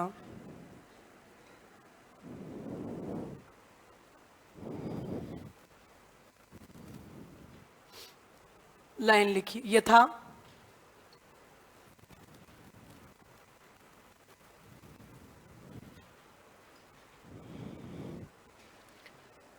लिखो। नंबर 1, यूनानी लेखक स्ट्रेबो के अनुसार, यूनानी लेखक स्ट्रेबो के अनुसार यूनानी लेखक स्ट्रेबो के अनुसार सीरिया शासक, यूनानी लेखक स्ट्रेबो के अनुसार सीरिया शासक एंटीओकस प्रथम, इसी को कहते हैं एंटिलियाकिड्स प्रथम, तो जो इजी याद रह जाए वो नाम याद रख लो। सीरिया शासक एंटीओकस प्रथम, एंटीओकस प्रथम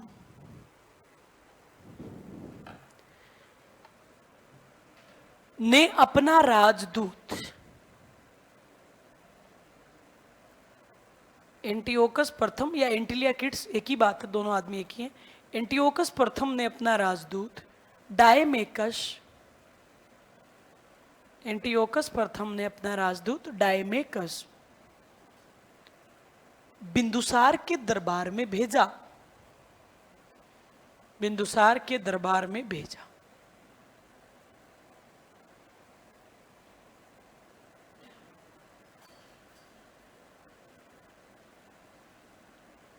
नेक्स्ट बिंदु,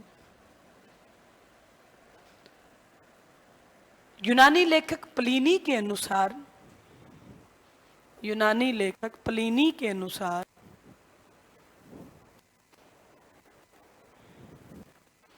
यूनानी लेखक प्लिनी के अनुसार मिस्र शासक, मिस्र शासक, मिस्र के शासक, मिस्र शासक, मिस्र शासक टोलमी द्वितीय फिलाडेल्फस, मिस्र शासक टोलमी द्वितीय फिलाडेल्फस, मिस्र शासक टोलमी द्वितीय फिलाडेल्फस ने अपना राजदूत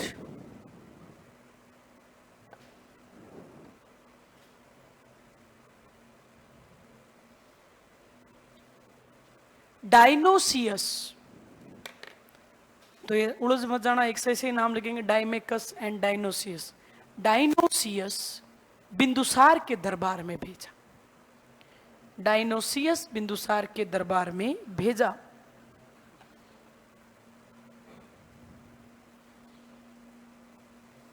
नंबर 3, लेखक एथिनियस के अनुसार, यह भी यूनानी है, लेखक एथिनियस के अनुसार, लेखक एथिनियस के अनुसार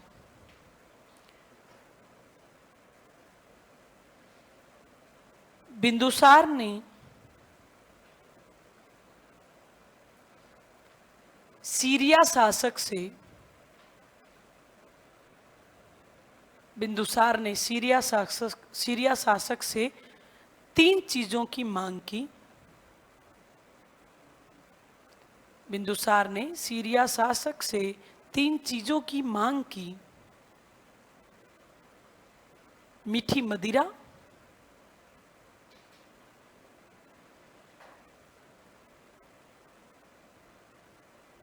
सूखे मेवे यानी अंजीर, सूखे मेवे व एक दार्शनिक। एक ही मांगा था बस, एक दार्शनिक।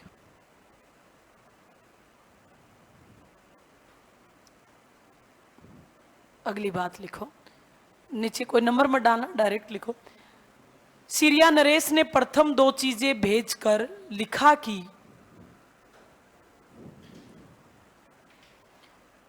सीरिया नरेश ने प्रथम 2 चीजें भेजकर लिखा कि सीरिया नरेश ने प्रथम 2 चीजें भेजकर लिखा कि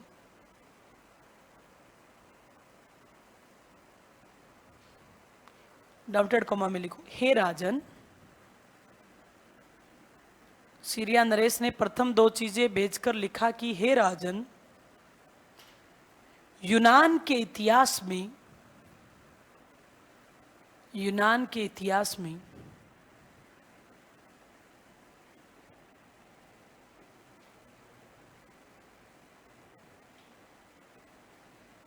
सोफिस्टों का व्यापार नहीं होता। यूनान के इतिहास में सोफिस्टों का, सोफिस्ट के ब्रैकेट में दार्शनिक, फिलोसोफर, यूनान के इतिहास में सोफिस्टों का व्यापार नहीं होता।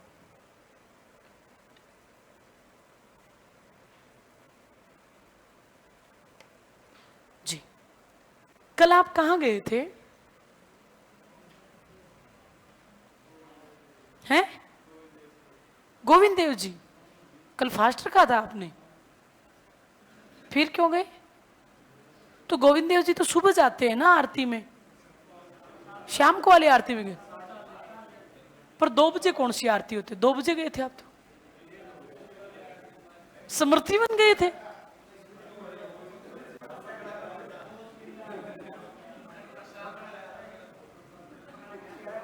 मुझे सुना स्मृति बन गया था पहले, फिर मैंने कहा जो स्मृति बनी चला गया, फिर गोविंद देव जी जाने की आवश्यकता ही क्या पड़ गई, है ना?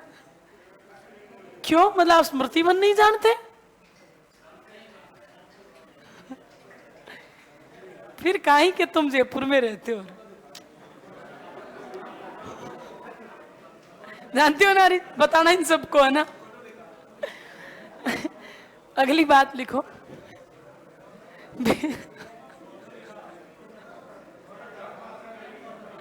लिखो, बिंदुसार के काल में, सही बता रहे हैं, बिंदुसार के काल में, बिंदुसार के काल में, बिंदुसार के काल में तक्षशिला में, बिंदुसार के काल में तक्षशिला में 2 बार विद्रोह हुआ। बिंदुसार के काल में तक्षशिला में 2 बार विद्रोह हुआ।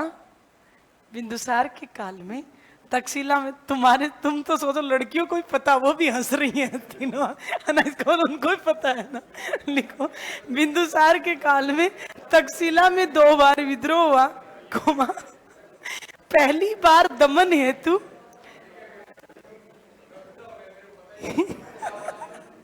पहली बार दमन हेतु अशोक को, पहली बार दमन हेतु अशोक को,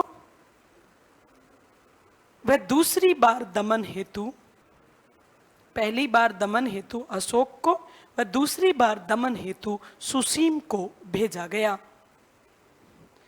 पहली बार दमन हेतु अशोक को व दूसरी बार दमन हेतु सुसीम को भेजा गया।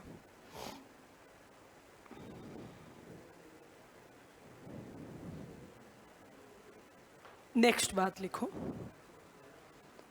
बिंदुसार आजीवक मत का अनुयायी था। बिंदुसार आजीवक मत का अनुयायी था। बिंदुसार आजीवक मत का अनुयायी था।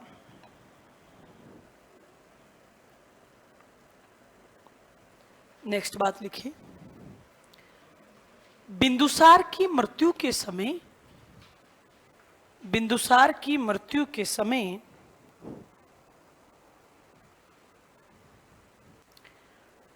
अशोक उज्जैनी नगरी का, बिंदुसार की मृत्यु के समय अशोक उज्जैनी नगरी का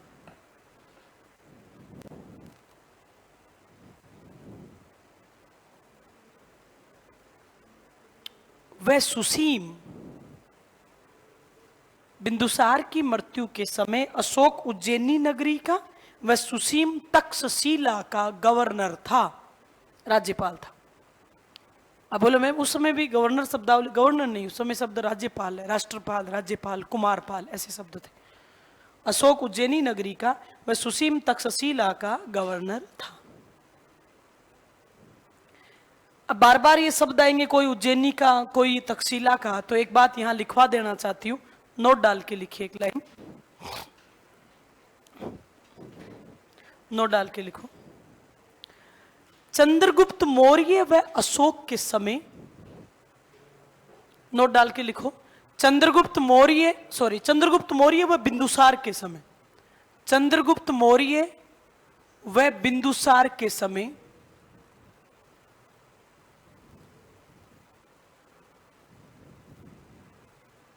मौर्य साम्राज्य में,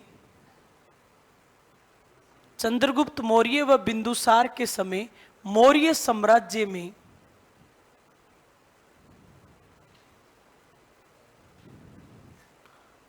चार प्रांत शामिल थे। मौर्य साम्राज्य में चार प्रांत शामिल थे,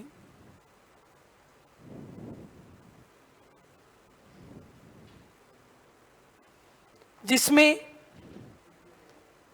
अशोक ने एक और प्रांत,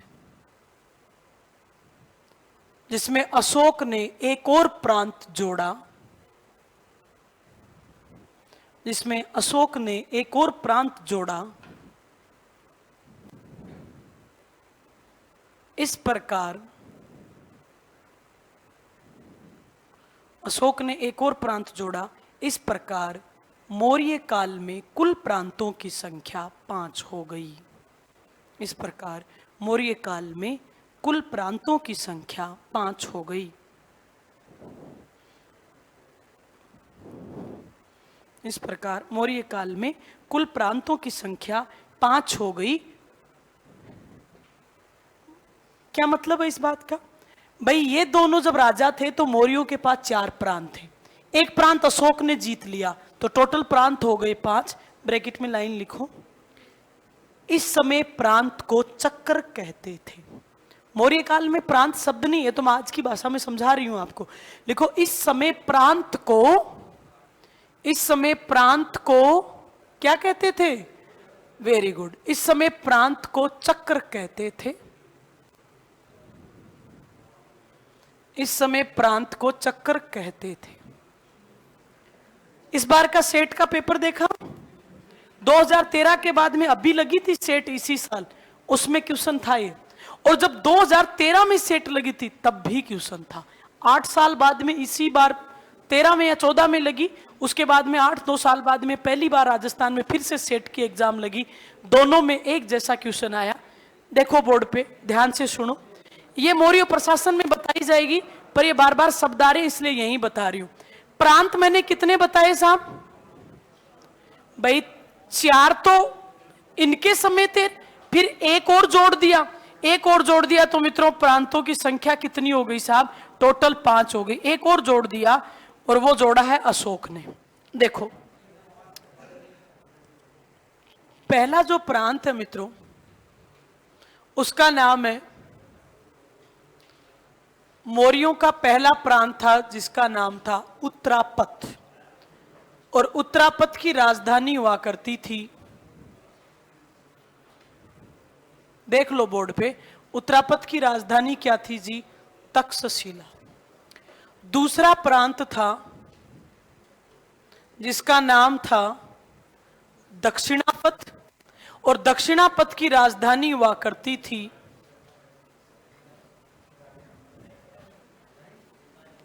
सुवर्णगिरी।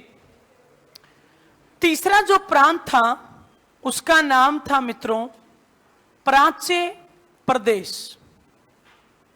इसका एक और नाम भी मिलता है, इसी को कहा करते थे मध्य देश, और इसकी राजधानी हुआ करती थी स्वयं मौर्यों की मेन राजधानी यानी पाटलिपुत्र। अगला जो प्रांत था उसका नाम था मित्रों अवंती राष्ट्र। Very good. और अवंती राष्ट्र की राजधानी क्या थी जी? इसकी राजधानी थी उज्जैनी नगरी। अब देखिए दो वर्ड क्या आ रहे, मैंने पीछे लाइन लिखाई बिंदुसार की मृत्यु के समय अशोक उज्जैनी का राष्ट्रपाल था। शब्द वो क्या भी दे सकता है, अवंती। मैंने लाइन लिखवाई बिंदुसार की मृत्यु के समय सुसीम तक्षशिला का गवर्नर था। शब्द क्या भी दे सकता है साहब, उत्तरापथ, क्योंकि उत्तरापथ की राजधानी तक्षशिला है और अवंती की ही राजधानी क्या है जी, उज्जैनी है। चार प्रांत तो मित्रों ये चंद्रगुप्त मौर्य ने जीते उसके समय से हैं। अब पांचवा प्रांत जो जीता मित्रों वो सब जानते हो, उस प्रांत का नाम प्रत्येक बच्चे बच्चे को पता है। उस प्रांत का नाम क्या है जी? अशोक ने पांचवा प्रांत जीता था कि नहीं? कलिंग।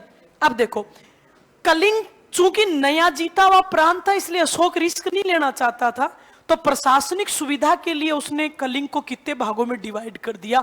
दो भागों में तोड़ के मित्रों एक भाग बना दिया उत्तरी कलिंग और दूसरा भाग क्या बना दिया जी? दक्षिणी कलिंग। उत्तरी कलिंग की राजधानी उसने बनाई मित्रों तोसली। तोसली का एक और शब्द भी इतिहास में आपको मिल सकता है और वो है मित्रों धौली। और दक्षिणी कलिंग की राजधानी बनाई उसने जोगढ़, और जोगढ़ का एक और नाम मिल सकता है और वो है मित्रों समापा। लेकिन पॉपुलर नाम है मित्रों, अगर उत्तरी कलिंग पूछे तो उत्तरी कलिंग की जो पॉपुलर नाम है वो यही मिलेगा मित्रों तोसली, और दक्षिणी कलिंग की राजधानी जोगढ़। तोसली का नाम याद रखना, तोसली का नाम धौली है और जोगढ़ का नाम समापा है। ये पांच प्रांत हैं मौर्यों के। पूरे मौर्य काल में टोटल यही पांच प्रांत थे। पांच प्रांतों को चक्र कहते हैं। ये चार प्रांत तो किसके काल से ही थे मित्रों? ये चार प्रांत तो चंद्रगुप्त के काल से ही थे, और ये पांचवा प्रांत जो जीत के मौर्यों के प्रांत में मिला दिया, उस पांचवें प्रांत को जो कलिंग है इसको मिलाने वाला जो आदमी था वो राजा था मित्रों चक्रवर्ती सम्राट अशोक। इस प्रकार मैंने आपको लाइन लिखाई है कि मौर्यों के पास पहले प्रांतों की संख्या 4 थी, फिर 5 हो गई। ये प्रांत हैं, ये चक्र हैं और ये उनकी राजधानियां हैं। कैसे भी मिलान करवाए तुम ध्यानपूर्वक मिला देना। उतार लो इसको।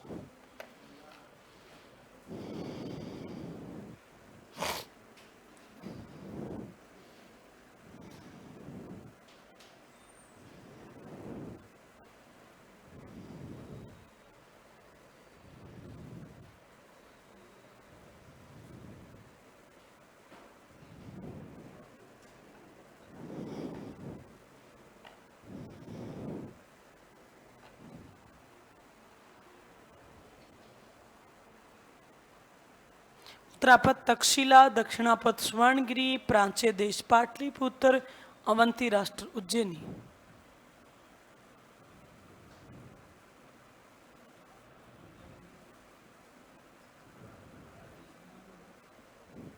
कुलदीप सेठ का पेपर मिलता है क्या? खुल जाएगा क्या? नहीं खुलेगा?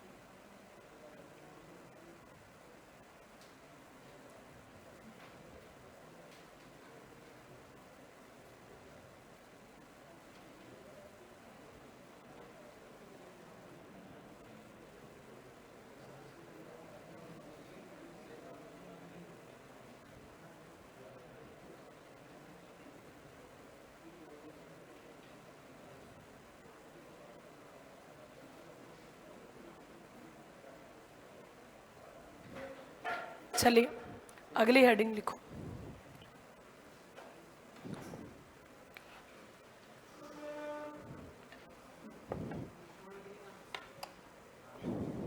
महाराष्ट्र।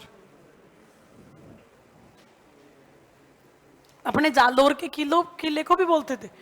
जालौर के किले को क्या स्वर्णगिरी या स्वर्णगिरी? ये महाराष्ट्र स्वर्णगिरी।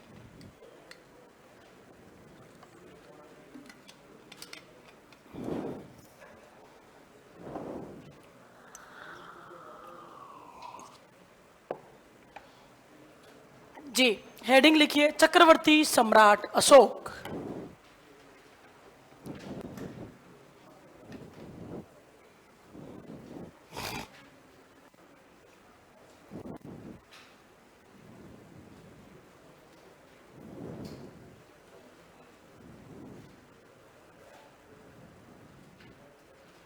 हेडिंग लिख लो, चक्रवर्ती सम्राट अशोक।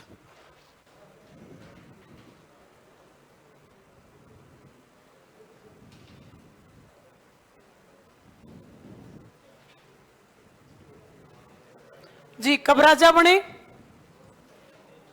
273 बीसी से लेके 232 ईसा पूर्व तक। हाँ जी देखिए, इनके पिताजी कौन है? बिंदुसार। कहते हैं बिंदुसार एक बार जंगल में शिकार खेलने निकले और गंभीर रूप से मित्रों घायल हो गए। तो जंगल में एक बहुत ही गरीब ब्राह्मण रहा करते थे, कुटिया थी उनकी। उस गरीब ब्राह्मण की पुत्री ने उनको घायल अवस्था में देखा। वो नहीं जानती है कोई राजा है। उसने कहा कि आप हमारी कुटिया में चलिए, हम आपका प्राथमिक उपचार करते हैं, आप बहुत ज्यादा घायल अवस्था में हैं। और बिंदुसार को मित्रों उस ब्राह्मण की जो पुत्री है वो अपनी कुटिया में लाई और दोनों पिता पुत्री ने उस व्यक्ति का सार संभाल किया। कहते हैं बिंदुसार को 1 महीने से होश आया था, क्योंकि किसी जंगल के कहते हैं कि कोई खतरनाक जानवर ने उनके ऊपर गहरा हमला किया था, तो उनको बहुत गहरी चोटें आई थी। लेकिन मित्रों 1 महीने बाद में धीरे धीरे बिंदुसार ठीक हो गए। जिस महिला ने उनकी बहुत सेवा करी उस महिला का नाम था मित्रों सुभद्रांगी। सुभद्रांगी। इसी का एक नाम है मित्रों धर्मा, इसी का एक नाम है जनपदी, इसी का एक नाम है कल्याणी। इसका मतलब है अलग अलग साहित्य में अलग अलग नामों से जाना गया है, लेकिन सीधी भाषा में याद रखिए उसका प्रसिद्ध नाम कौन सा है जी? सुभद्रांगी, धर्मा, जनपदी, कल्याणी आदि आदि नाम है। इस महिला ने उनका, बातें मत करो सुन लो, इस महिला ने उनका बड़ा अच्छे से उपचार किया मित्रों। जब ये अपनी सही अवस्था में पहुंच गए बिंदुसार, तो बिंदुसार ने उस सुभद्रांगी को बताया, ऐसा नहीं बताया मैं एक शासक हूं, कि वो ये देखने के लिए कि इसके मन में मेरे लिए कुछ भाव है या ये केवल मैं बहुत एक राजकुमार की वेशभूषा में दिख रहा हूं, केवल ये इसलिए अट्रैक्ट है। तो बिंदुसार ने कहा कि मैं दूर शहर से आया और मेरे को तो तलवार वलवार कुछ नहीं चलानी आती, मैं तो रास्ता भटक गया था जंगल में, इसलिए मुझ पे ये हमला हो गया। और मित्रों उस लड़की के पिता ने उसको कहा कि आप शाही परिवार के जैसे लगते हो, तो अगर आप जब शहर लौट जाओ, मेरा जीवन तो कितना है पता नहीं, मैं कब मृत्यु को प्राप्त हो जाऊं, तो कोई सुशील कोई लड़का आपकी नजर में हो तो मेरी कन्या के लिए अवश्य बताइएगा। तो कहते हैं सुनील नहीं सुशील, तो कहते हैं कि सुभद्रांगी बड़ी सुंदर है दिखने में। बिंदुसार ने मुस्कुराते हुए कहा, मैं तो मेरे से ज्यादा सुशील किसी को नहीं मानता, मेरी नजर में तो सबसे सुशील मैं ही हूं। ऐसा कहते हैं, बातें मत करो ना, सुन लो आप आराम से। ऐसा कहते हैं कि बिंदुसार का उस महिला के प्रति अट्रैक्शन था, अट्रैक्शन महिला का भी है। और कहते हैं बिंदुसार उसके साथ थोड़े दिन रुकते हैं वहां पे और उसको एक वादा करते हैं कि मैं जब शहर लौट जाऊंगा, मेरे घर वापस लौट जाऊंगा, तो मैं मेरे माता पिता से बातचीत करूंगा और मैं अब आपको यहाँ इस जंगल में ज्यादा दिन नहीं रहने दूंगा, मैं जल्द आपको शहर बुलाने की व्यवस्था भी करूंगा। शादी नहीं करी मित्रों, और मित्रों बिंदुसार कहां से लौट आए साहब? मगध लौट आए। अब बिंदुसार तो इस बात को कदाचित भूल गए कि इस प्रकार मैंने किसी महिला से कोई वादा भी किया था। वह राजा, इतनी जिम्मेदारियां, इतनी व्यस्तताएं हैं, तो वो उसके लिटरली ये बात दिमाग से निकल गई कि ऐसे मैंने किसी स्त्री से वादा भी किया था और मुझे उसको वापस बुलाना भी है। लेकिन संकट की बात यह है कि बिंदुसार को इस बात का बिल्कुल आभास नहीं था कि वो महिला गर्भवती थी। मतलब अब जब बिंदुसार वापस लौट आए, अब उनको पता ही नहीं है कि भाई जिस महिला के साथ मैंने संबंध क्रिएट किए हैं वो मेरे बच्चे की मां बनने वाली है। नहीं पता लिटरली बिंदुसार को, अदरवाइज वो इतना खराब व्यक्ति नहीं है। वो अपनी व्यस्तताओं में बिजी हो गया। सुभद्रांगी इंतजार करती रही। बड़ी शुरुआत के कुछ महीने बहुत अच्छे से गए, बड़ी खुश है कि साहब जब उसको आज ये पता चलेगा कि केवल शहर में नहीं आ रही बल्कि उसकी होने वाली संतान भी मेरे साथ शहर आएगी, तो वो व्यक्ति, जो भी कोई नागरिक आया उस शहर का, वो कितना खुश हो जाएगा, उसकी प्रसन्नता का ठिकाना भी नहीं रहेगा। लेकिन मित्रों महीने कब 6 महीने और कब मित्रों सालों में बदल गए, पता ही नहीं चला। लौट के कभी भी बिंदुसार वापिस नहीं गए। और मित्रों उधर सुभद्रांगी के जो पिताजी थे वो इंतजार करते करते दुखी होते होते, क्योंकि सामने उनको लगता था कि साहब अब मेरी बच्ची को कौन अपनाएगा, क्योंकि मेरी बच्ची के ऊपर तो एक कलंक ही लग गया है। मेरी बच्ची को तो यही नहीं पता कि संतान का पिता आज रहता कौन है, कहां से आया था। और मित्रों उसी दुख में वो वृद्ध व्यक्ति मृत्यु को प्राप्त हो गया। सुभद्रांगी अपने बच्चे को बड़ी मुश्किलात से पालती है, क्योंकि जंगल में अकेली स्त्री के लिए रहना ही कितना क्रिटिकल था मित्रों। छोटा सा बच्चा अशोक, वो बचपन से मित्रों बहुत स्ट्रगल करता है। धीरे धीरे वो बच्चा बड़ा होता है। अब बड़ा होने पे उसके कौतूहल के सवाल वही होते हैं कि माँ मेरे पिताजी कहाँ हैं, क्या वो मृत्यु को प्राप्त हो गए हैं या वो हैं कि नहीं है। लेकिन माँ के पास उसके अबोध सवालों का कोई उत्तर नहीं है। एक दिन जब बच्चे ने जिद करी कि माँ मैं आप कमाने लायक हो गया, मैं नहीं चाहता तुम जंगल में इधर से उधर भटकती रहो, हम शहर चलते हैं, मैं शहर में कोई छोटी मोटी नौकरी पकड़ लूंगा तो तुम्हारा और मेरा आराम से गुजारा चल जाएगा। और बच्चा जिद करके अपनी माँ को कहाँ ले आया साहब? शहर ले आया। बच्चा शहर आ गया मित्रों। अब मां को तो कदाचित इस बात का पता ही नहीं है कि इस बच्चे का पिता ही मित्रों मगध का या भारत का अधिपति मित्रों बिंदुसार है। मां तो नहीं जानती। वो तो घर घर जाके कहती है मेरे बच्चा बहुत मेहनती है, उस बच्चे को नौकरी दे दो, मैं भी झाड़ू पोछा बर्तन का काम कर लूंगी। और कहते हैं कि उस बच्चे की पहली नौकरी लग गई मित्रों, राज दरबार में ही उसको नौकरी मिल गई। राज दरबार में जो छोटे बालक थे, छोटे बालकों को कुश्ती सिखाने का काम किसको मिल गया जी? अशोक को मिल गया। क्योंकि अशोक प्रकृति प्रेमी रहा, जंगल में रहा, तो मित्रों पेड़ों पे जल्दी से चढ़ जाना और मतलब ऐसे बहादुर लड़का है, ऐसे जंगल में पड़ता है, इसलिए मतलब छोटे मोटे जानवरों से तो वो डरता ही नहीं है, क्योंकि जानवरों के बीच में ही बच्चा पैदा हुआ है। अब मित्रों जब छोटे बच्चे को कुश्ती करते हुए अखाड़े में देखा बिंदुसार ने, कई दफा वो बच्चों को देखता था तो अशोक को भी देखता था, लेकिन उसके मन में एक चीज आती है कि यार इस बच्चे को जब भी देखता हूं तो ये बच्चा सबसे अलग दिखता है, हटके दिखता है, बहादुर दिखता है। पर उसको ये नहीं पता कि ये बहादुर संतान आखिर तेरी ही है। कहते हैं कि एक दिन जब बच्चे खेल रहे थे, अशोक उनके पास गया और अशोक ने जाके बिंदुसार पास गया। बिंदुसार ने सबसे नाम पूछा तो नाम अशोक ने भी अपना बता दिया कि मेरा नाम अशोक है। अच्छा ठीक है। बिंदुसार ने उसको ये पूछा कि तुम पढ़ने के शौकीन हो, तुम पढ़ते भी हो? तो बच्चे ने कहा कि मुझे समय नहीं मिलता पढ़ने का। समय क्यों नहीं मिलता? तो कह रहा है वो कि मैं पहले यहाँ राज दरबार में नौकरी करता हूँ, फिर घर जाके मैं घर में और कोई मुझे आसपास छोटा मोटा काम मिल जाता तो वो मैं करता हूं, क्योंकि मैं चाहता नहीं हूं कि मेरी माँ को किसी के घर पे काम करना पड़े। इसलिए मेरी पहली जिम्मेदारी मेरी माँ को खुशी देना है, इसलिए मैं पढ़ाई लिखाई नहीं करता। बिंदुसार को बड़ा बच्चे के ऊपर दया आया कि साहब कितना बहादुर बच्चा है लेकिन बेचारा पढ़ नहीं पा रहा। बिंदुसार ने कहा आज के बाद में तुम्हारी पढ़ाई का पूरा प्रबंध मैं करूंगा और तू अपने राजकीय जो गुरुकुल है उसी में पढ़ेगा। अशोक ने कहा ओके डन, फ्री में पढ़ाएगा तो पढ़ लूंगा। और अशोक मित्रों पढ़ने लग गया गुरुकुल में। पढ़ने में भी अशोक मित्रों एकदम भाई खतरनाक कूटनीति के बच्चा है। बहुत जल्दी, यानी जो 5th क्लास के बच्चों को नहीं आता था उसको पहली क्लास में आने लग गया, इतना इंटेलिजेंट है अशोक।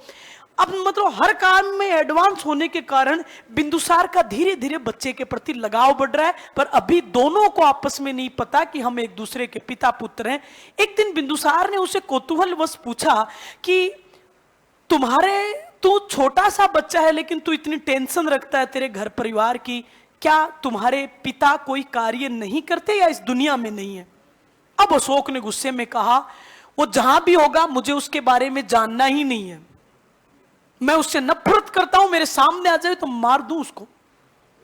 बिंदुसार ने कहा, ऐसा आखिर क्या कर दिया तुम्हारे पिता ने? अब वो कहता है, वो गद्दार था, वो कायर था, वो बुजदिल था, उसने मेरी मां के साथ गलत किया, धोखा किया, वो मेरी मां को छोड़ के आ गया, मैं उस पिता से नफरत करता हूं। ठीक है, अब मित्रों बिंदुसार के मन में और विचार आया कि साहब इतना नफरत बाप के प्रति। बिंदुसार ने पूछा, आखिर तुम्हारे पिता का कुछ नाम तो होगा? बच्चे ने कहा कि मेरी मां उसका नाम जानती ही नहीं। बिंदुसार और टेंशन, मतलब मां ही नाम नहीं जानती बच्चे का।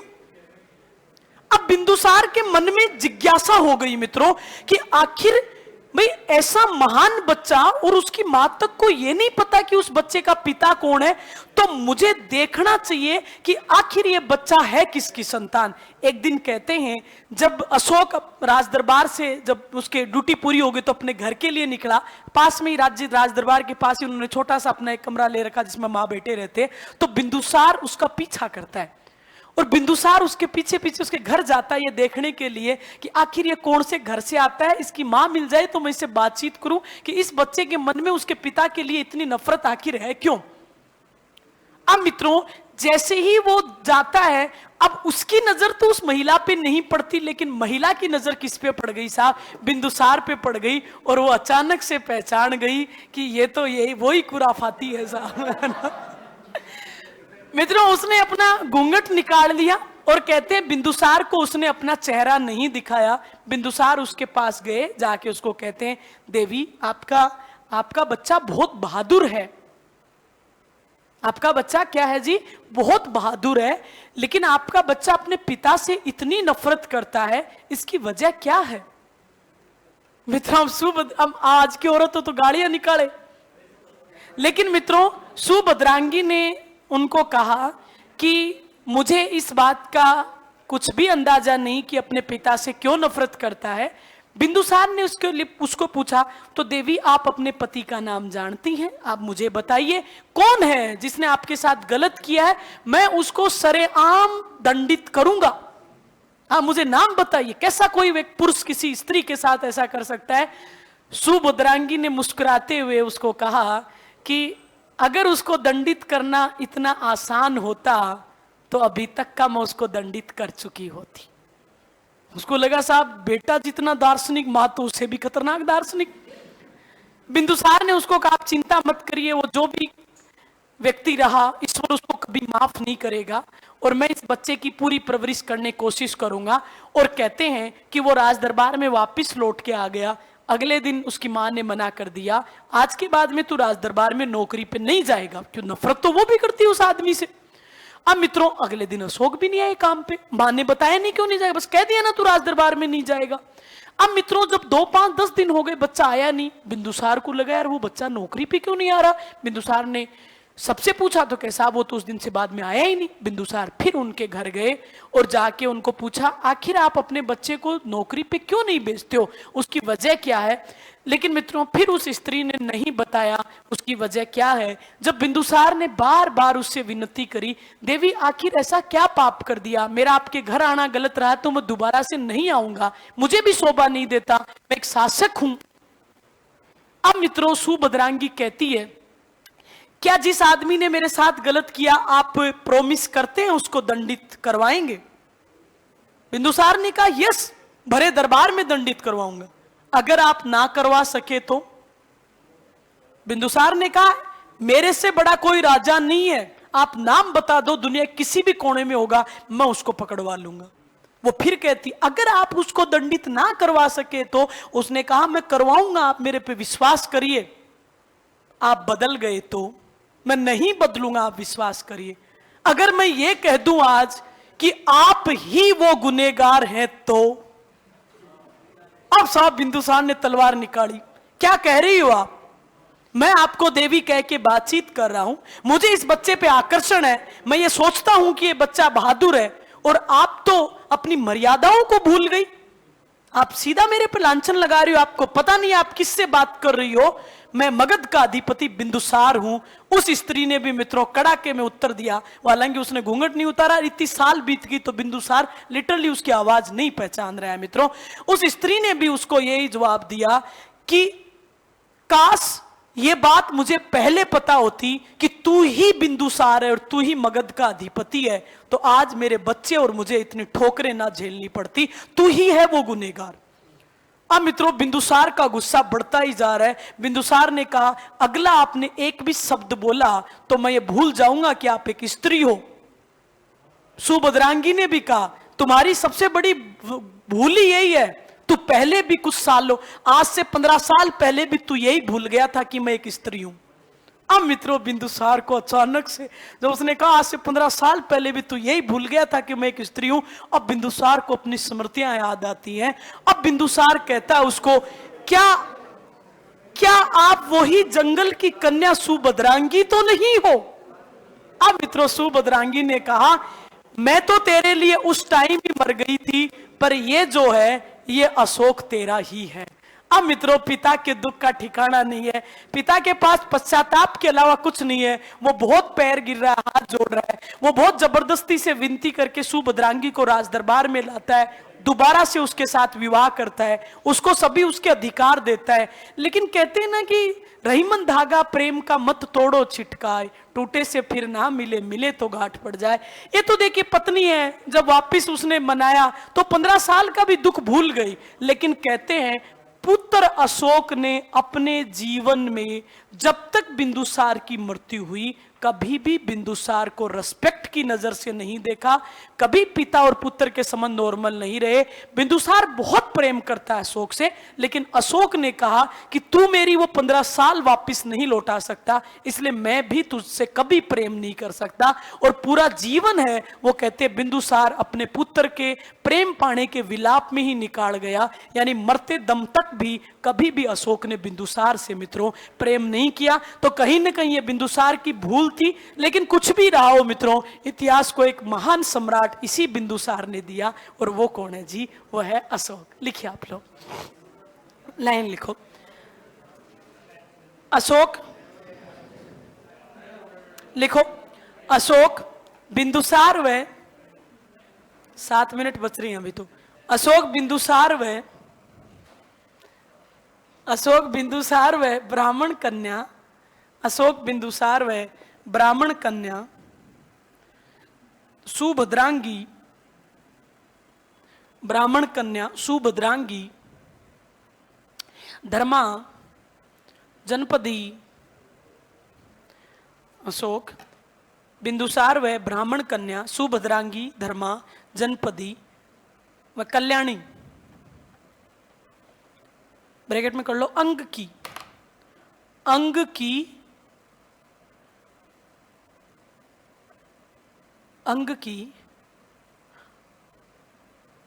निवासी। अंग जो है ना, अंग चंपा, अंग की निवासी। इसकी मां अंग की रहने वाली थी, अंग की निवासी, ब्रैकेट बंद, का पुत्र था। Next line. सिहली अनुसृति, सिहली श्रीलंका, सिहली श्रीलंका को सिहल प्रदेश बोलते हैं ना। सिहली अनुश्रुति महावंश के अनुसार, मैं बोर्ड पे नाम लिख देती हूं, सिहली अनुश्रुति महावंश के अनुसार, सिहली अनुश्रुति महावंश के अनुसार अशोक अपने 99 भाइयों का वध करके सम्राट चुना गया। अशोक, फिर देखिए कितना गुस्सा है अशोक में, सबको निपटाया साहब। 101 भाई थे, एक खुद जिंदा था, एक सुभद्रांगी से ही, फिर बिंदुसार और सुभद्रांगी जब वापिस मिल गए तो एक बेटा और हुआ उनको, बस 2 ही बच्चे, यानी खुद की माँ के से पैदा बच्चे को ही जिंदा रखा, बाकी सबको मार दिया, है ना? है? हाँ, अशोक के एक छोटा भाई और था जो 15 साल बाद में पैदा हुआ था। पति पत्नी के जब संबंध फिर से ठीक हो गए थे तब लिखो। सीएलई अनुश्रुति महावंश के अनुसार अशोक अपने 99 भाइयों का वध करके शासक बना। अशोक अपने 99 भाइयों का वध करके शासक बना। पूर्ण विराम। बौद्ध ग्रंथ दिव्यावदान व जैन साहित्य के अनुसार, बौद्ध ग्रंथ दिव्यावदान व जैन साहित्य के अनुसार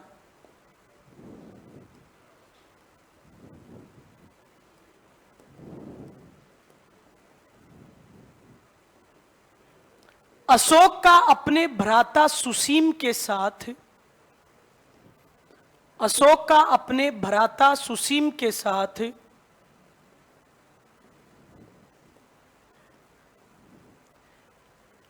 4 वर्ष तक,